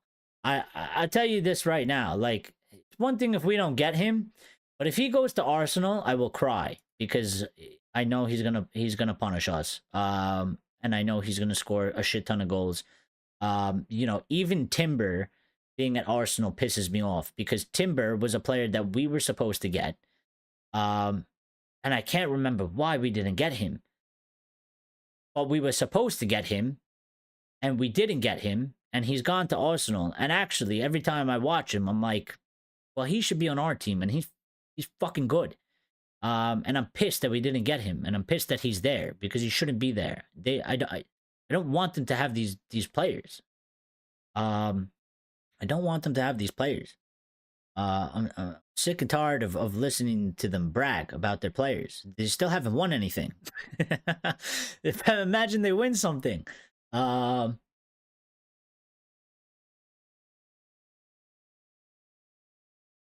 MSGN is gonna love that. Yeah, if he sees it. X says, do you remember the Liverpool goalkeeper? Yeah. Or something. Yeah, whatever. Karius. Bale humiliated him, scoring a banger as one of his last goals. Always remembering a defeat of Liverpool. I don't remember that. Was that in the Champions League final? I think it was. I'm sorry, my brain's a little sloshed, but if I remember correctly, yeah, it was in the Champions League final, right? Yeah. So you see, like that in my brain acts that wasn't a thing there, but you bring it up, and it just like it resurfaced itself, from the depths of my brain. But that was not in my head. It was in my head somewhere, but you had to say it to bring it out. I do actually, yeah, I do remember that. I remember that match now. I remember Karius being in goal, and just having an absolute shit day. I remember Bale scoring that goal and going crazy. Yeah, so I mean, good times. Listen, we're gonna have to suffer though, because they won the Premier League, so we're gonna have to deal with that. They're gonna tie us on 20, a little bit back to reality, unfortunately, but we got to start making moves, because listen, what we don't want is for them to win 21 before we do. We were supposed to get that, and we are very far behind, to a certain extent. So we need to get moving, because I'm tired of watching other teams win the Premier League at this point. And I'm tired of having to rely on other teams to stop people like Liverpool and City, which they never fucking do anyway, because if City stops Liverpool, then City win it. And if Liverpool stops City, then Liverpool win it. Arsenal has been useless in doing any of that. And I don't even want Arsenal to do it, because they'll just never shut up about it. Man City fans don't exist. And, Liverpool fans have always been there. So we're just used to dealing with them anyway. But yeah, we gotta move. When Carriers played with a massive concussion. Yeah, I mean, he clearly was concussed the way he was playing. You know, the performance that led with the concussion. He definitely shouldn't have been allowed to play. So, um, but I think I'm gonna end it here because I gotta go do things. And yeah, I gotta go take care of some things. I gotta go work out. I've been on my fitness thing as of late. I got a little bit fat, not fat, but like you know, I have a little bit of the belly fat. You know, I'm trying to get rid of it. I was, you know, I was doing all right, and I came back from vacation. I kind of started slacking off, but then I was very busy with work, so it was very difficult to get workouts in, and I kind of let myself go a little bit. I'm not too happy about that, so I've been on the health grind. You know, working out every day, running, make sure I'm running. I want to get the fitness back up as well. You know, I used to play football. I used to be able to run decently. I wasn't the quickest. I wasn't the quickest guy. I wasn't, you know, I'm not slow, but I wasn't the fastest player ever. But I was there. I was decently quick. Um, you know, I'm 30 now. I gotta take care of myself a little bit better. Some love handles, yeah, a little bit of that, a little bit of the pouch going on, you know, a little bit of that kangaroo pouch. I don't like that. Not really used to that. I never had that really up until the last couple years of my life. So for the majority of my life, I used to be able to just eat and do whatever the hell I want, and literally I didn't have to pay attention to anything, and I was always just perfectly, you know, skinny. Um, and it's a real pain in the ass. I'm gonna be quite honest. It is a real pain in the ass because if you're not careful, it's easy to put on the weight. And then it's also very hard to take off the weight because workouts are a pain, man. It is a struggle, dude. It's like going to war every day, you know? I go running. Um, you know, maybe I need compression socks. That's another thing. Maybe it's just because I'm not used to running, but my legs right above the ankle, in between, you know, the knee and the ankle, it gets pain. Like I can run, like I don't run out of breath. I'm fine with that. Like I could keep running. It's not like I'm like, you know, I can't breathe. It's my legs start hurting and it like causes pain and it's painful to continue running. And I'm like, but I need to run because I need to burn these calories. You know, so I mean, it's fine. Lions, I just don't like it for myself, you know. I just don't want it. I don't like it. And I'm mad at myself. I'm mad at myself because I actually did very good. You know, for somebody my height, I'm not tall. I'm 5'6". I don't know how to convert that for you in any other way, so deal with it. I'm 5'6". I did very well to get to 145 pounds at one point, and I've gone back up to 160. For my and it's fat, it's not muscle. So for my height, I'm considered slightly overweight. So I'm not happy about that because I let myself do that. I worked so hard to get to the good weight that I wanted, which is 145. You build it up with muscle, you put 10 pounds of muscle and you do 155, and that's perfect. And I let myself go, and now I have to go and kill myself every day to try and get it back down. One, I want to get it down because when I go on vacation, no, I want to be able to take my shirt off. I'm not comfortable with that. I'm not used to having a belly. I used to be able to just take my shirt off and I'd be good and I'm fine. You know, I go to the beach and I'm okay. I have a six pack, but you know, I didn't have a kangaroo pouch going. So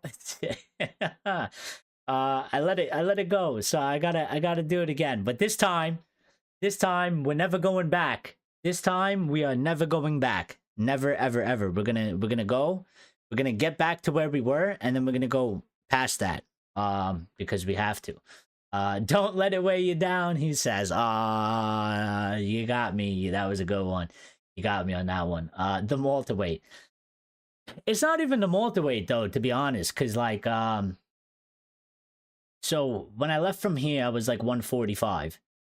I did the vacation. When I came back, I was like 150, 152. So you're talking about a 2 month vacation.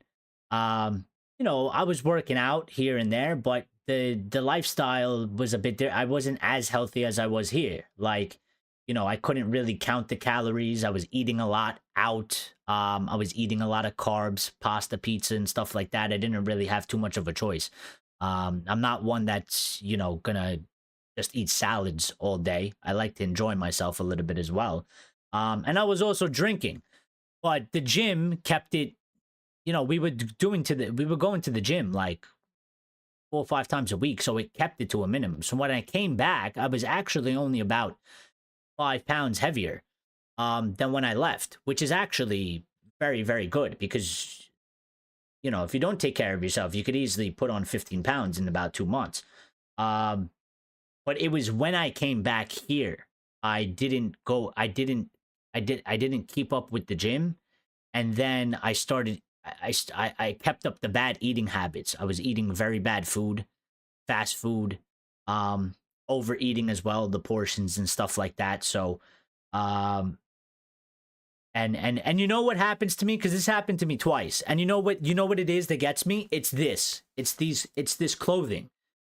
It's this clothing. It's because when winter comes, I wear these sweatshirts and these like the thicker sweatshirts and stuff like that, and the hoodies, and you can't. I don't really like. I didn't take time to look at myself in the mirror. I didn't take time to weigh, so I didn't really notice until recently, where I was like, I haven't weighed myself in a while. I was like, I don't even know where I'm at. And when I checked, I was like, holy shit. And then I actually looked at myself and I was like, I didn't realize, because it happened to me twice. When I wear these baggy things in winter and I'm not paying attention to what I'm doing, I think that I haven't really gained any weight.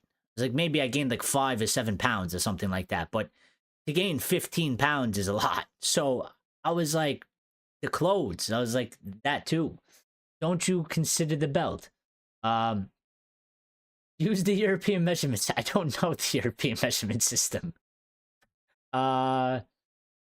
Every time a United player makes a mistake, just do a push-up. You will lose 20 kilograms. I think I'll be dead. Man, I had pace when I was younger. Now I run like Casemiro Eriksson without run. Well, listen, Casemiro's only a couple years older than me, so I got to be careful when I say he ain't got legs. I definitely don't got legs. Listen, a lot of my friends are the younger bulls, 21. They their body changes like this.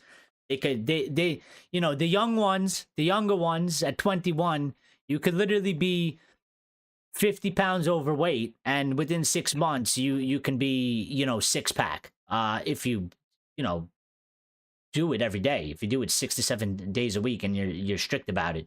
A couple of my friends, they were like that, very overweight. 6 to 8 months, boom, they were skinnier than me. They had 6-pack. Like, bro, I can't do that anymore. You guys are 20, 19. You can change your body in 2 seconds. So it's like my body's starting to slow down. So I got to fight against that as well. I just judged the head coach. I don't understand the measurements. It's how much things weigh, Axe. Do you consider the belt? I don't wear a belt, which is a problem. I consider giving you the belt sometimes, Lion says Stacks, of course. Not in a violent way. No, in a friendly way. Just a love tap of the belt. A little love tap. I don't really wear belts, to be quite honest. I don't wear belts. And if I do wear belts, which would be for work, I have these stupid belts where they're made out of some woven fabric, where they're not the traditional belt with holes. They are the belt that is like a woven fabric, and you can literally just they're stretchable, so you can just stick the thing in wherever in the belt. It doesn't have to have a hole. So that's another thing.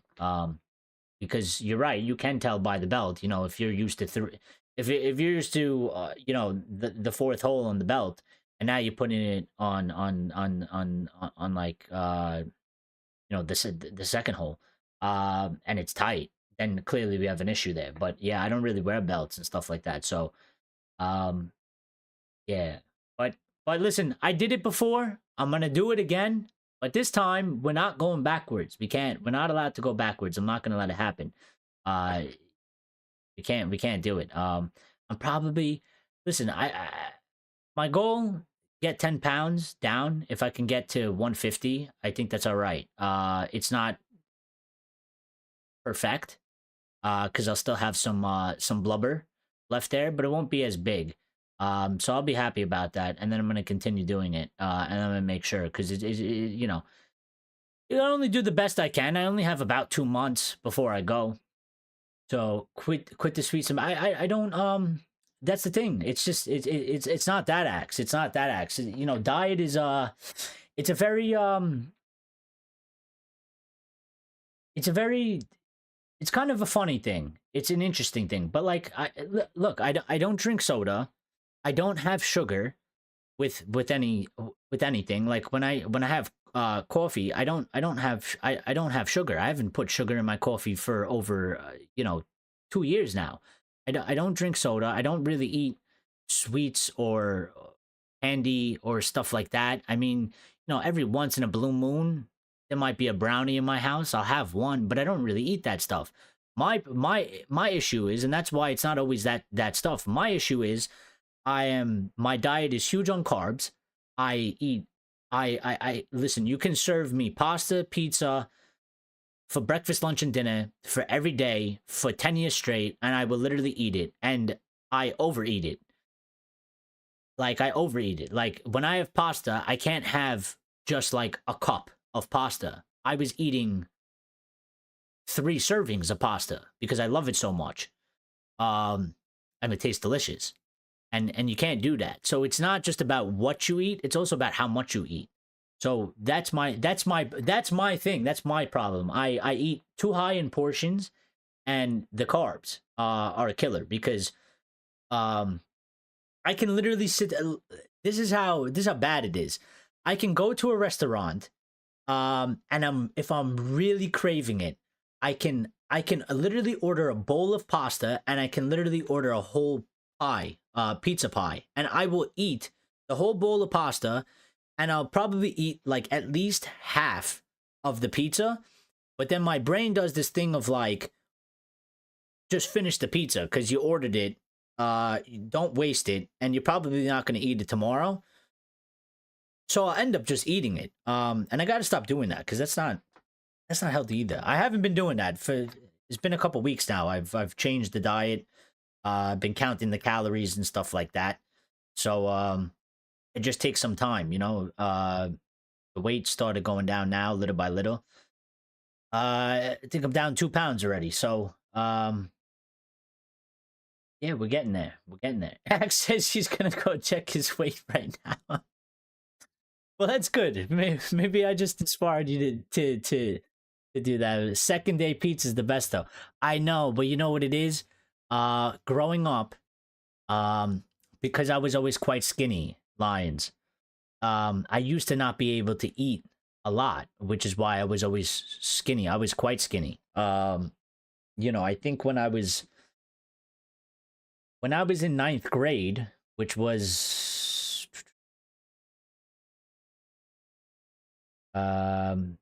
18, 17, 16, 15. So when I was about 14 years old, I think I weighed 99 pounds. I weighed 99 pounds when I was 14 years old. Like I was very skinny. I was very light. And part of that, the reason is like, I'd get home, mom would cook dinner, and because I couldn't fit a lot of food in my stomach, I would only eat like half the dinner because I'd get full quite quick. And I'm not blaming her, but my mom used to get very unhappy because she'd be like, you never eat. She's like, you never eat the plate. She's like, you always throw out half the food.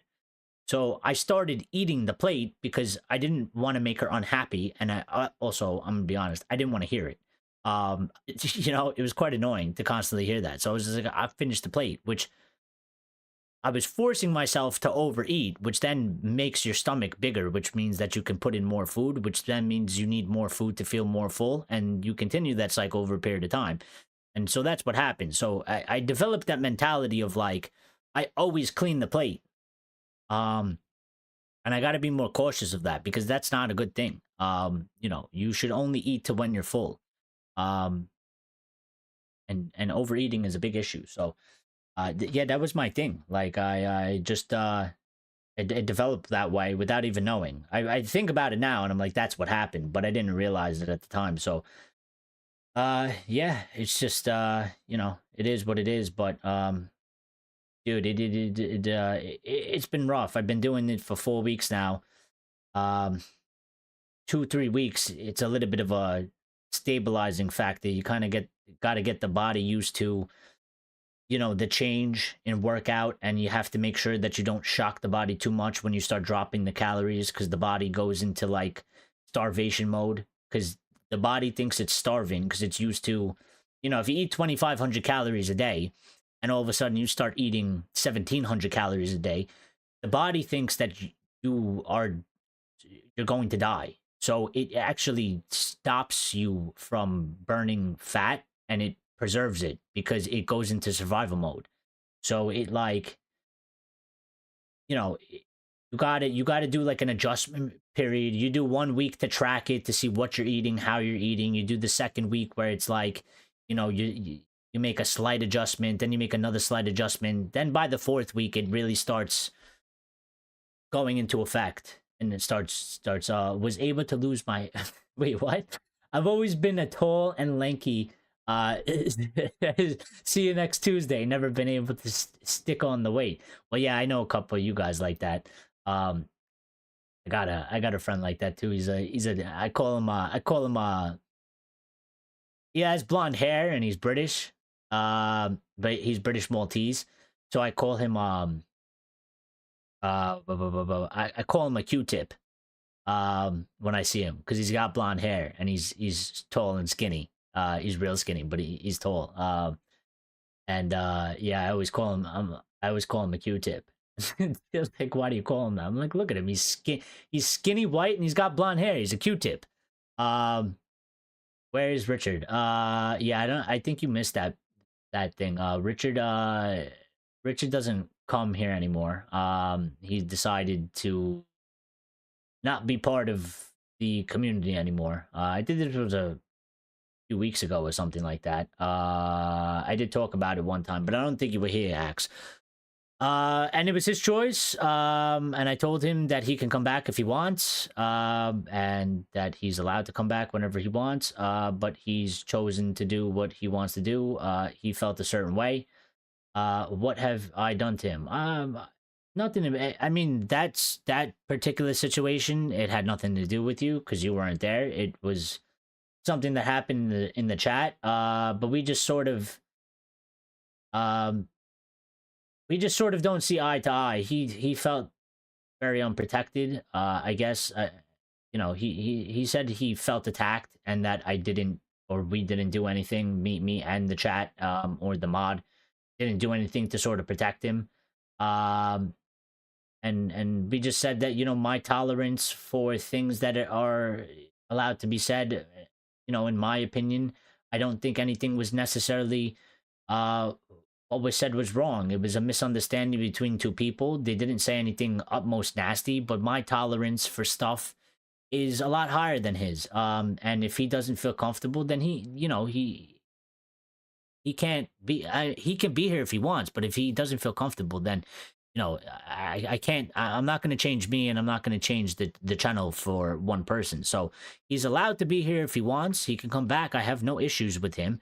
But he that's what he told me, that he you know, isn't going to come back. So yeah, but I was able to lose my hair though. Well, that I mean, thankfully I still have it. I mean, it is thinning in places, which I'm not too happy about. But it is still good for, you know, 30 years old. My father's bald, so That kind of worries me. Uh, it is thinning in some places. I'm not too happy about it, but I think it's holding up actually. All right, so um, and Axe says I was kind of in the same situation with my family, but I used to vomit a lot. That can happen when you overeat as well, you know. Um, at least he was able to keep his head, fucking bastard. Well, he's young. He's young, Axe. He's only 20. I mean, Lions. He's only 20. He's only 19. Um, you know, something like that. He's a young fella, so he'll probably keep his hair though, because seems like one of those that'll keep his hair. But I mean, you never know. You know, in 10 years' time, could change for him. A lot of things change in 10 years. Who bullied him? Lion says Lion's mom. Nobody but listen, nobody bullied him. I would say. There was somebody came popped in here. They're not usually around. Uh, Richard was having a discussion with Lions and Lyle, and this guy asked Richard a question. Richard missed what he said. The guy accused him of um the guy accused him of ignoring his question to him and said, "Don't ignore my question. That's rude." And while all of this was going on, I obviously missed it because I was doing the show and I was doing the monologue, so I wasn't paying attention to the chat. And Richard got very offended by that, and he got upset. And he left the show, and I didn't know why. I saw him say bye, but I didn't know what happened. And then I found that after.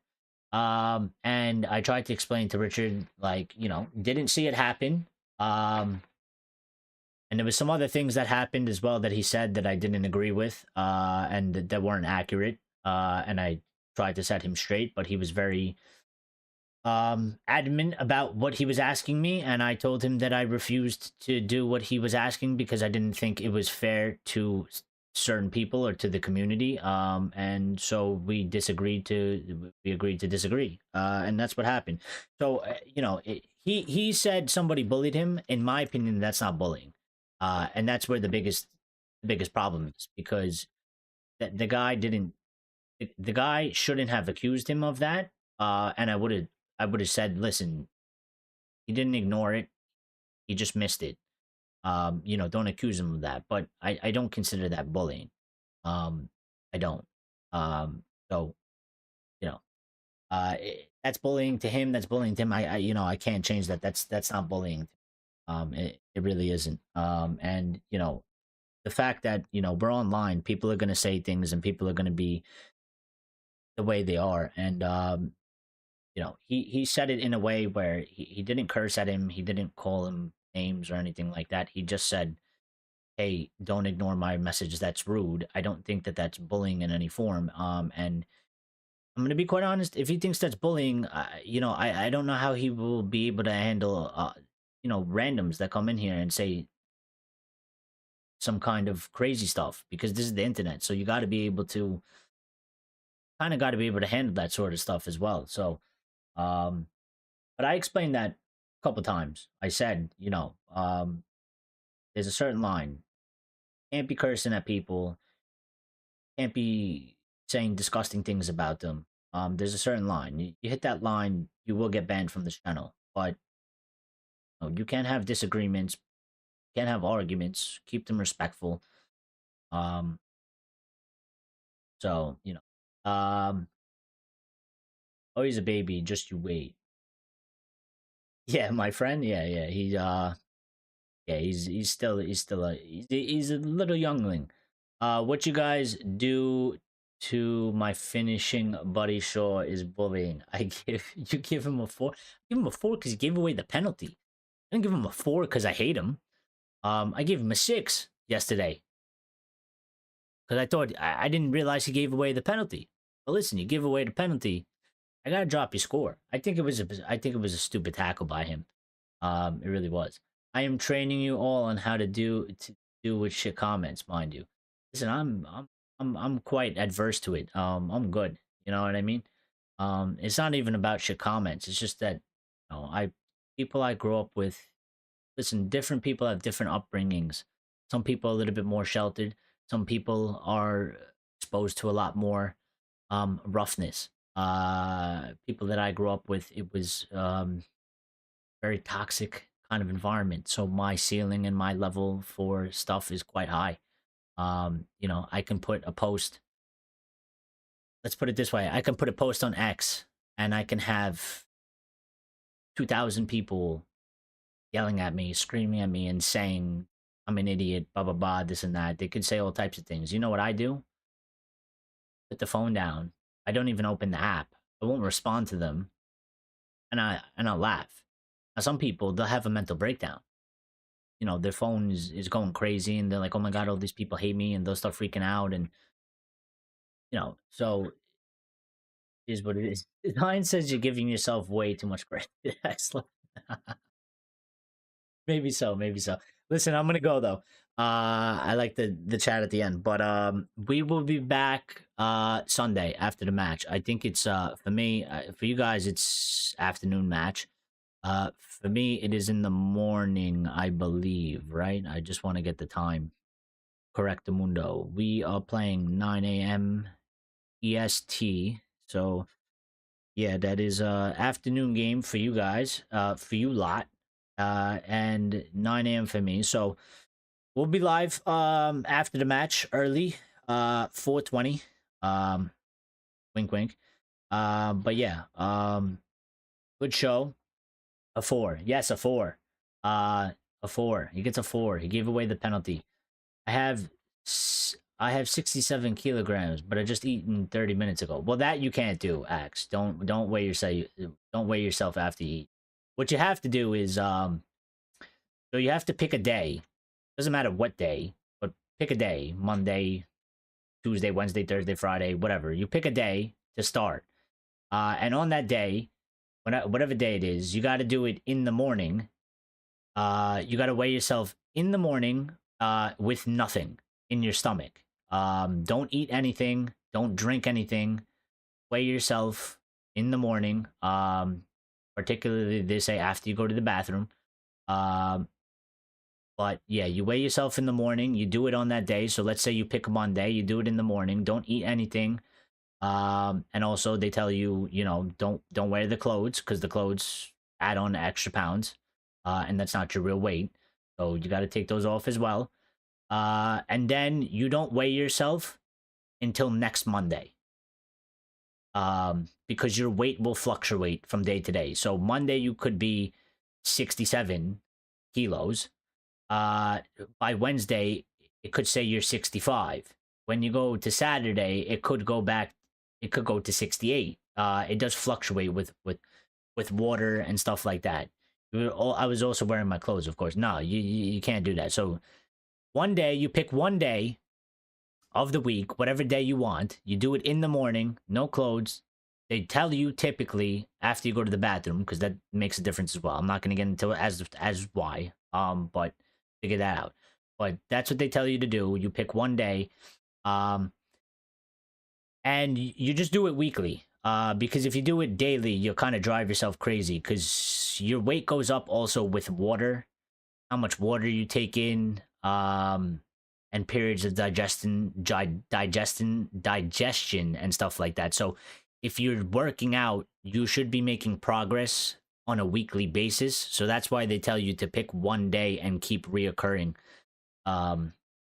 that. So 67 kilograms of what, Axe? I mean, yeah, he just, if he didn't put the part where he said I've just eaten 30 minutes ago, you know, the CIA might have been coming to Axe's house because they would have been like, what 67 kilograms do you got, my friend? So not Axe Lord Escobar, no, Escobar. Yeah, you didn't. FBI open up. Yeah. We thought maybe you were. I mean, yeah, we thought maybe you might have had some operations going on there. But you mentioned about eating, so I think he saved himself. He saved himself. But yeah, I'm gonna go because I gotta go work out. It was a good chat with you guys. Thank you to everybody that smashed the like button. Thank you to all that was here for the show. Thank you to everybody that get involved. Shout out to you, Axe and Lions, and Lyle.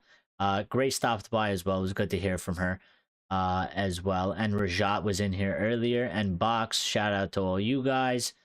And I don't think I missed anybody. I definitely missed one person. Oh, Lumon.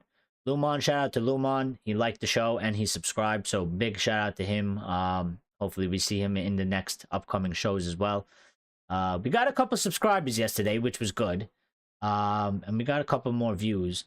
It's been sort of dead. I expect it to turn back up, you know, when the transfer window starts. People are sort of over this season, I guess. They're not too interested. So you know, it's hard to get the views. But I think yesterday you've seen we got decently good views, and that's because everybody was so happy and so hyped. And everybody was online and excited and wanted to chat about United. So I think once the season actually ends and we get back to the transfer window, we should start seeing more numbers on the channel as well. Because the interest should come back. It's, you know, to be a change of scene for the United fans. We'll start focusing on the window. There's always hype about the window. People get very excited about the transfers in the window and the news and stuff like that. So it should be good. I'm gonna chat. I got to chat with Lyle at some point. We're gonna see what we're gonna do about this Discord. And then and hopefully we get that soon. And then we could start doing some call-in shows as well. You know, it doesn't have to be specifically after the matches. So, someone wanted to recruit me as a drug dealer in real life. Yeah, I mean, that happens. Happens. But you did a good job, though, right? Because you told them, no, I'm not doing that. I'm not that kind of person. And you go find somebody else to do your illegal activities. Call me, I will go ballistic. Well, listen, I'm going to tell you right now, it's okay to be passionate, but when you get on the call-in show, you got to remember, we're on the channel.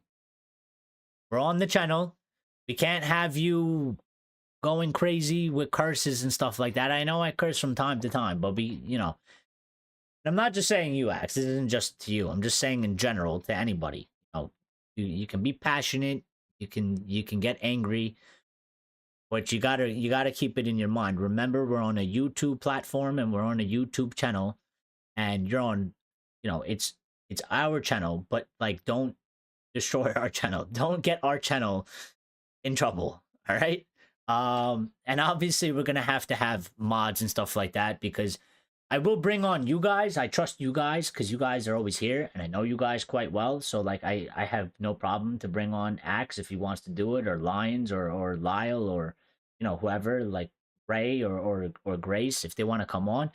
I will probably take a shot in the dark every once in a while to bring somebody that comes in, because people join because they want to do the call-in, and they might not necessarily be a subscriber. So you have to take a shot in the dark, but we're gonna have to manage that, because you're gonna get idiots. They're gonna try and troll. They're gonna try and get us in trouble. So we're gonna have to have the mods. I mean, I'll be on it, because when I bring them into the call, my name is my mouse is gonna be hovering right over the name with the menu open, and if they say something that they really are not allowed to say on the platform, they will be kicked immediately. So Lyle says he's online. All right, sounds good. Of course I told him no and cut my interactions with him. Good move. You probably saved yourself a whole bunch of messes.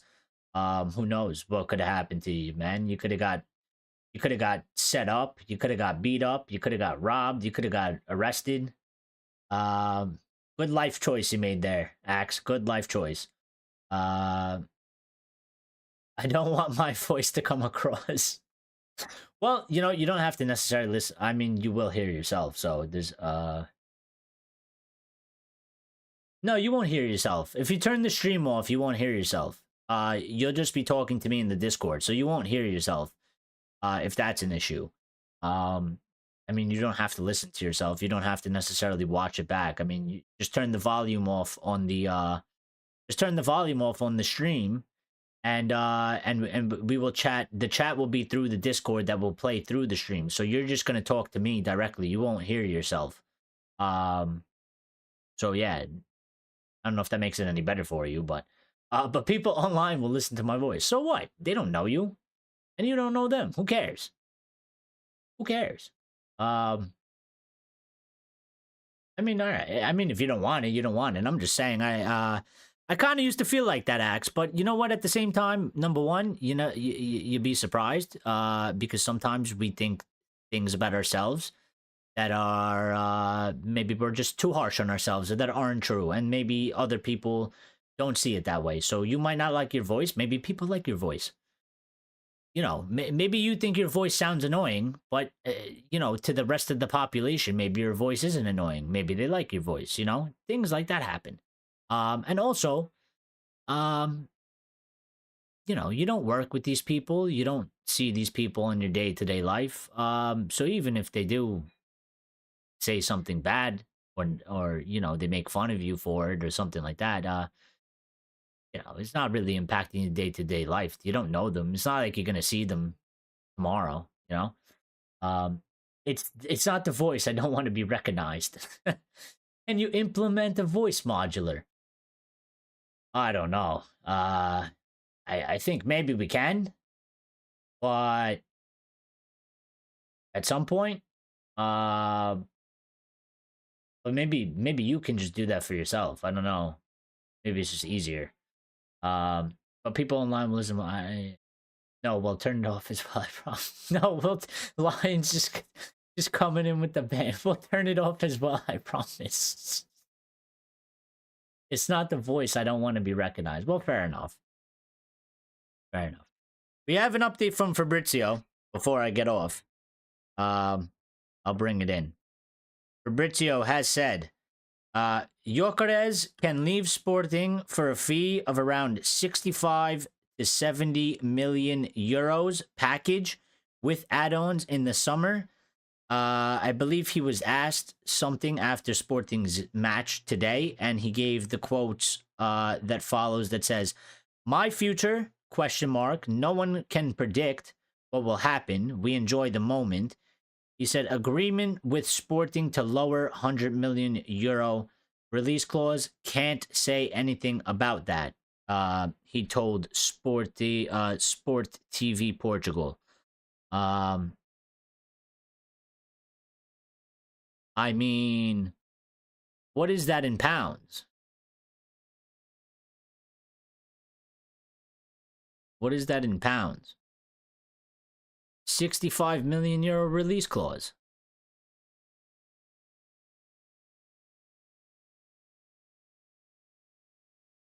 $65 million. 1,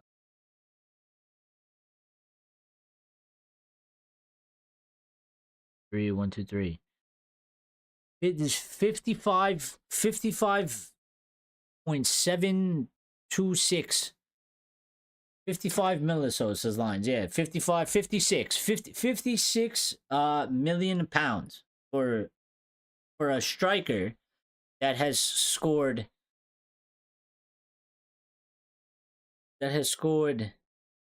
47 goals in 46 games this season and 58 goals assists in total this season. 55 million pounds. I mean, you did get it right. I mean, listen, I don't care. We better be in there. It's one thing if we miss out on him in terms of if he doesn't pick us, because at the end of the day, we can't tie him up, throw him in the back of the car, and force him to sign the contract. We can't do what Suge Knight did and hang Gyökeres over the edge of a balcony and make him sign a contract. And if you don't get the reference, look it up. Suge Knight, Eazy-E. But yeah, we better be trying to get him. I'm convinced this guy. Listen, you want a striker?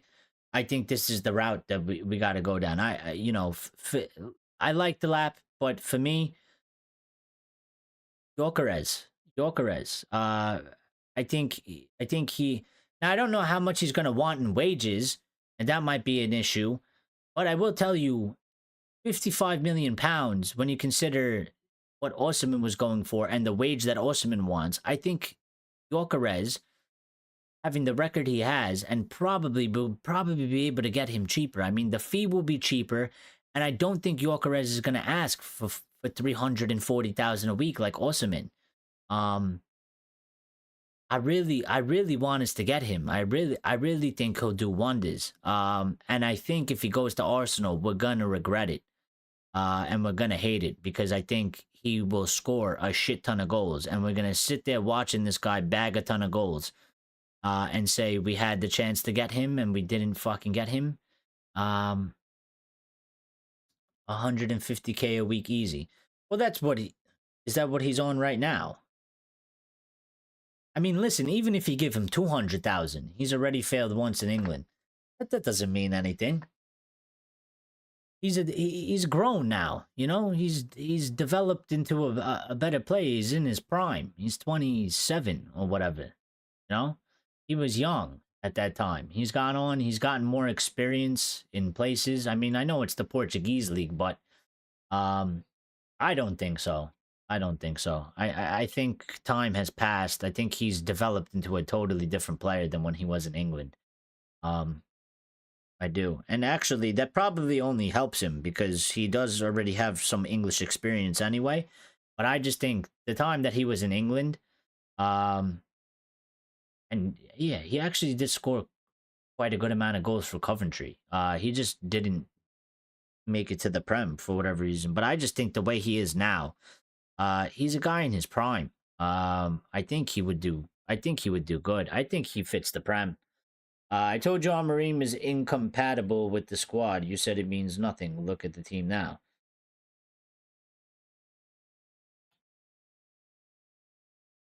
Well, I said that because I want the squad to change. That's why I said that. You say it in a way of that he shouldn't have been hired because he doesn't fit the squad, and therefore we should have hired a different manager, and therefore we should get a different manager. I say it the opposite of you, and I say, well, I've been arguing that we don't have a team, and I've been arguing that we don't have, yeah, like we don't have a team, and we don't have a base, we don't have nothing. Like we haven't built a serious football identity, and that's why I say that. That's why I say it doesn't matter. Yeah, we have to change like 34 players. We don't have to change 34 players. I mean, he's using some of the players right now. So we don't have to change 34 players. But I will tell you anyway that regardless, the team that we have, they weren't good enough to win the Prem anyway. So you know what you have to do anyway. We would have to replace 10 players anyway at some point. Because the recruitment was never good enough to begin with. So the process of removing these players has to happen one way or another, regardless of if he fit the system or not. Because there's multiple players there that, even if the system fits them, they still weren't good enough because they really didn't achieve anything. I mean, the most they've achieved is an FA Cup. The highest thing. That's pretty much it. And that was last year. But other than that, I mean, they haven't done anything. So I just want the transformation of the team. I'm not really too focused on the manager yet.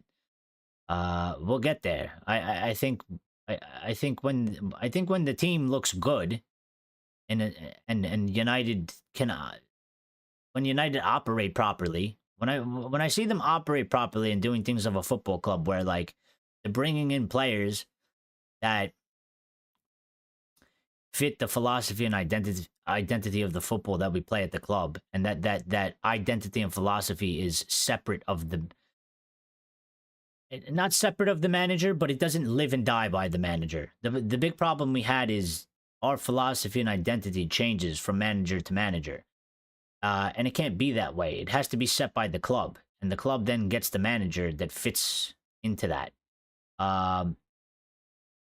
And I think that's what they're doing with Ruben. That's why I said it doesn't really matter, because the team has to be transformed. So, yeah, I get it's an issue and it's a problem in the current moment. But if I'm looking at the next, like, 2 seasons or so, like, listen, we got five players in the summer. We got the 6th player in January. I'm looking to get another 5 players in the summer, if not more. I don't know how much we can do, but I would go for a minimum of 5.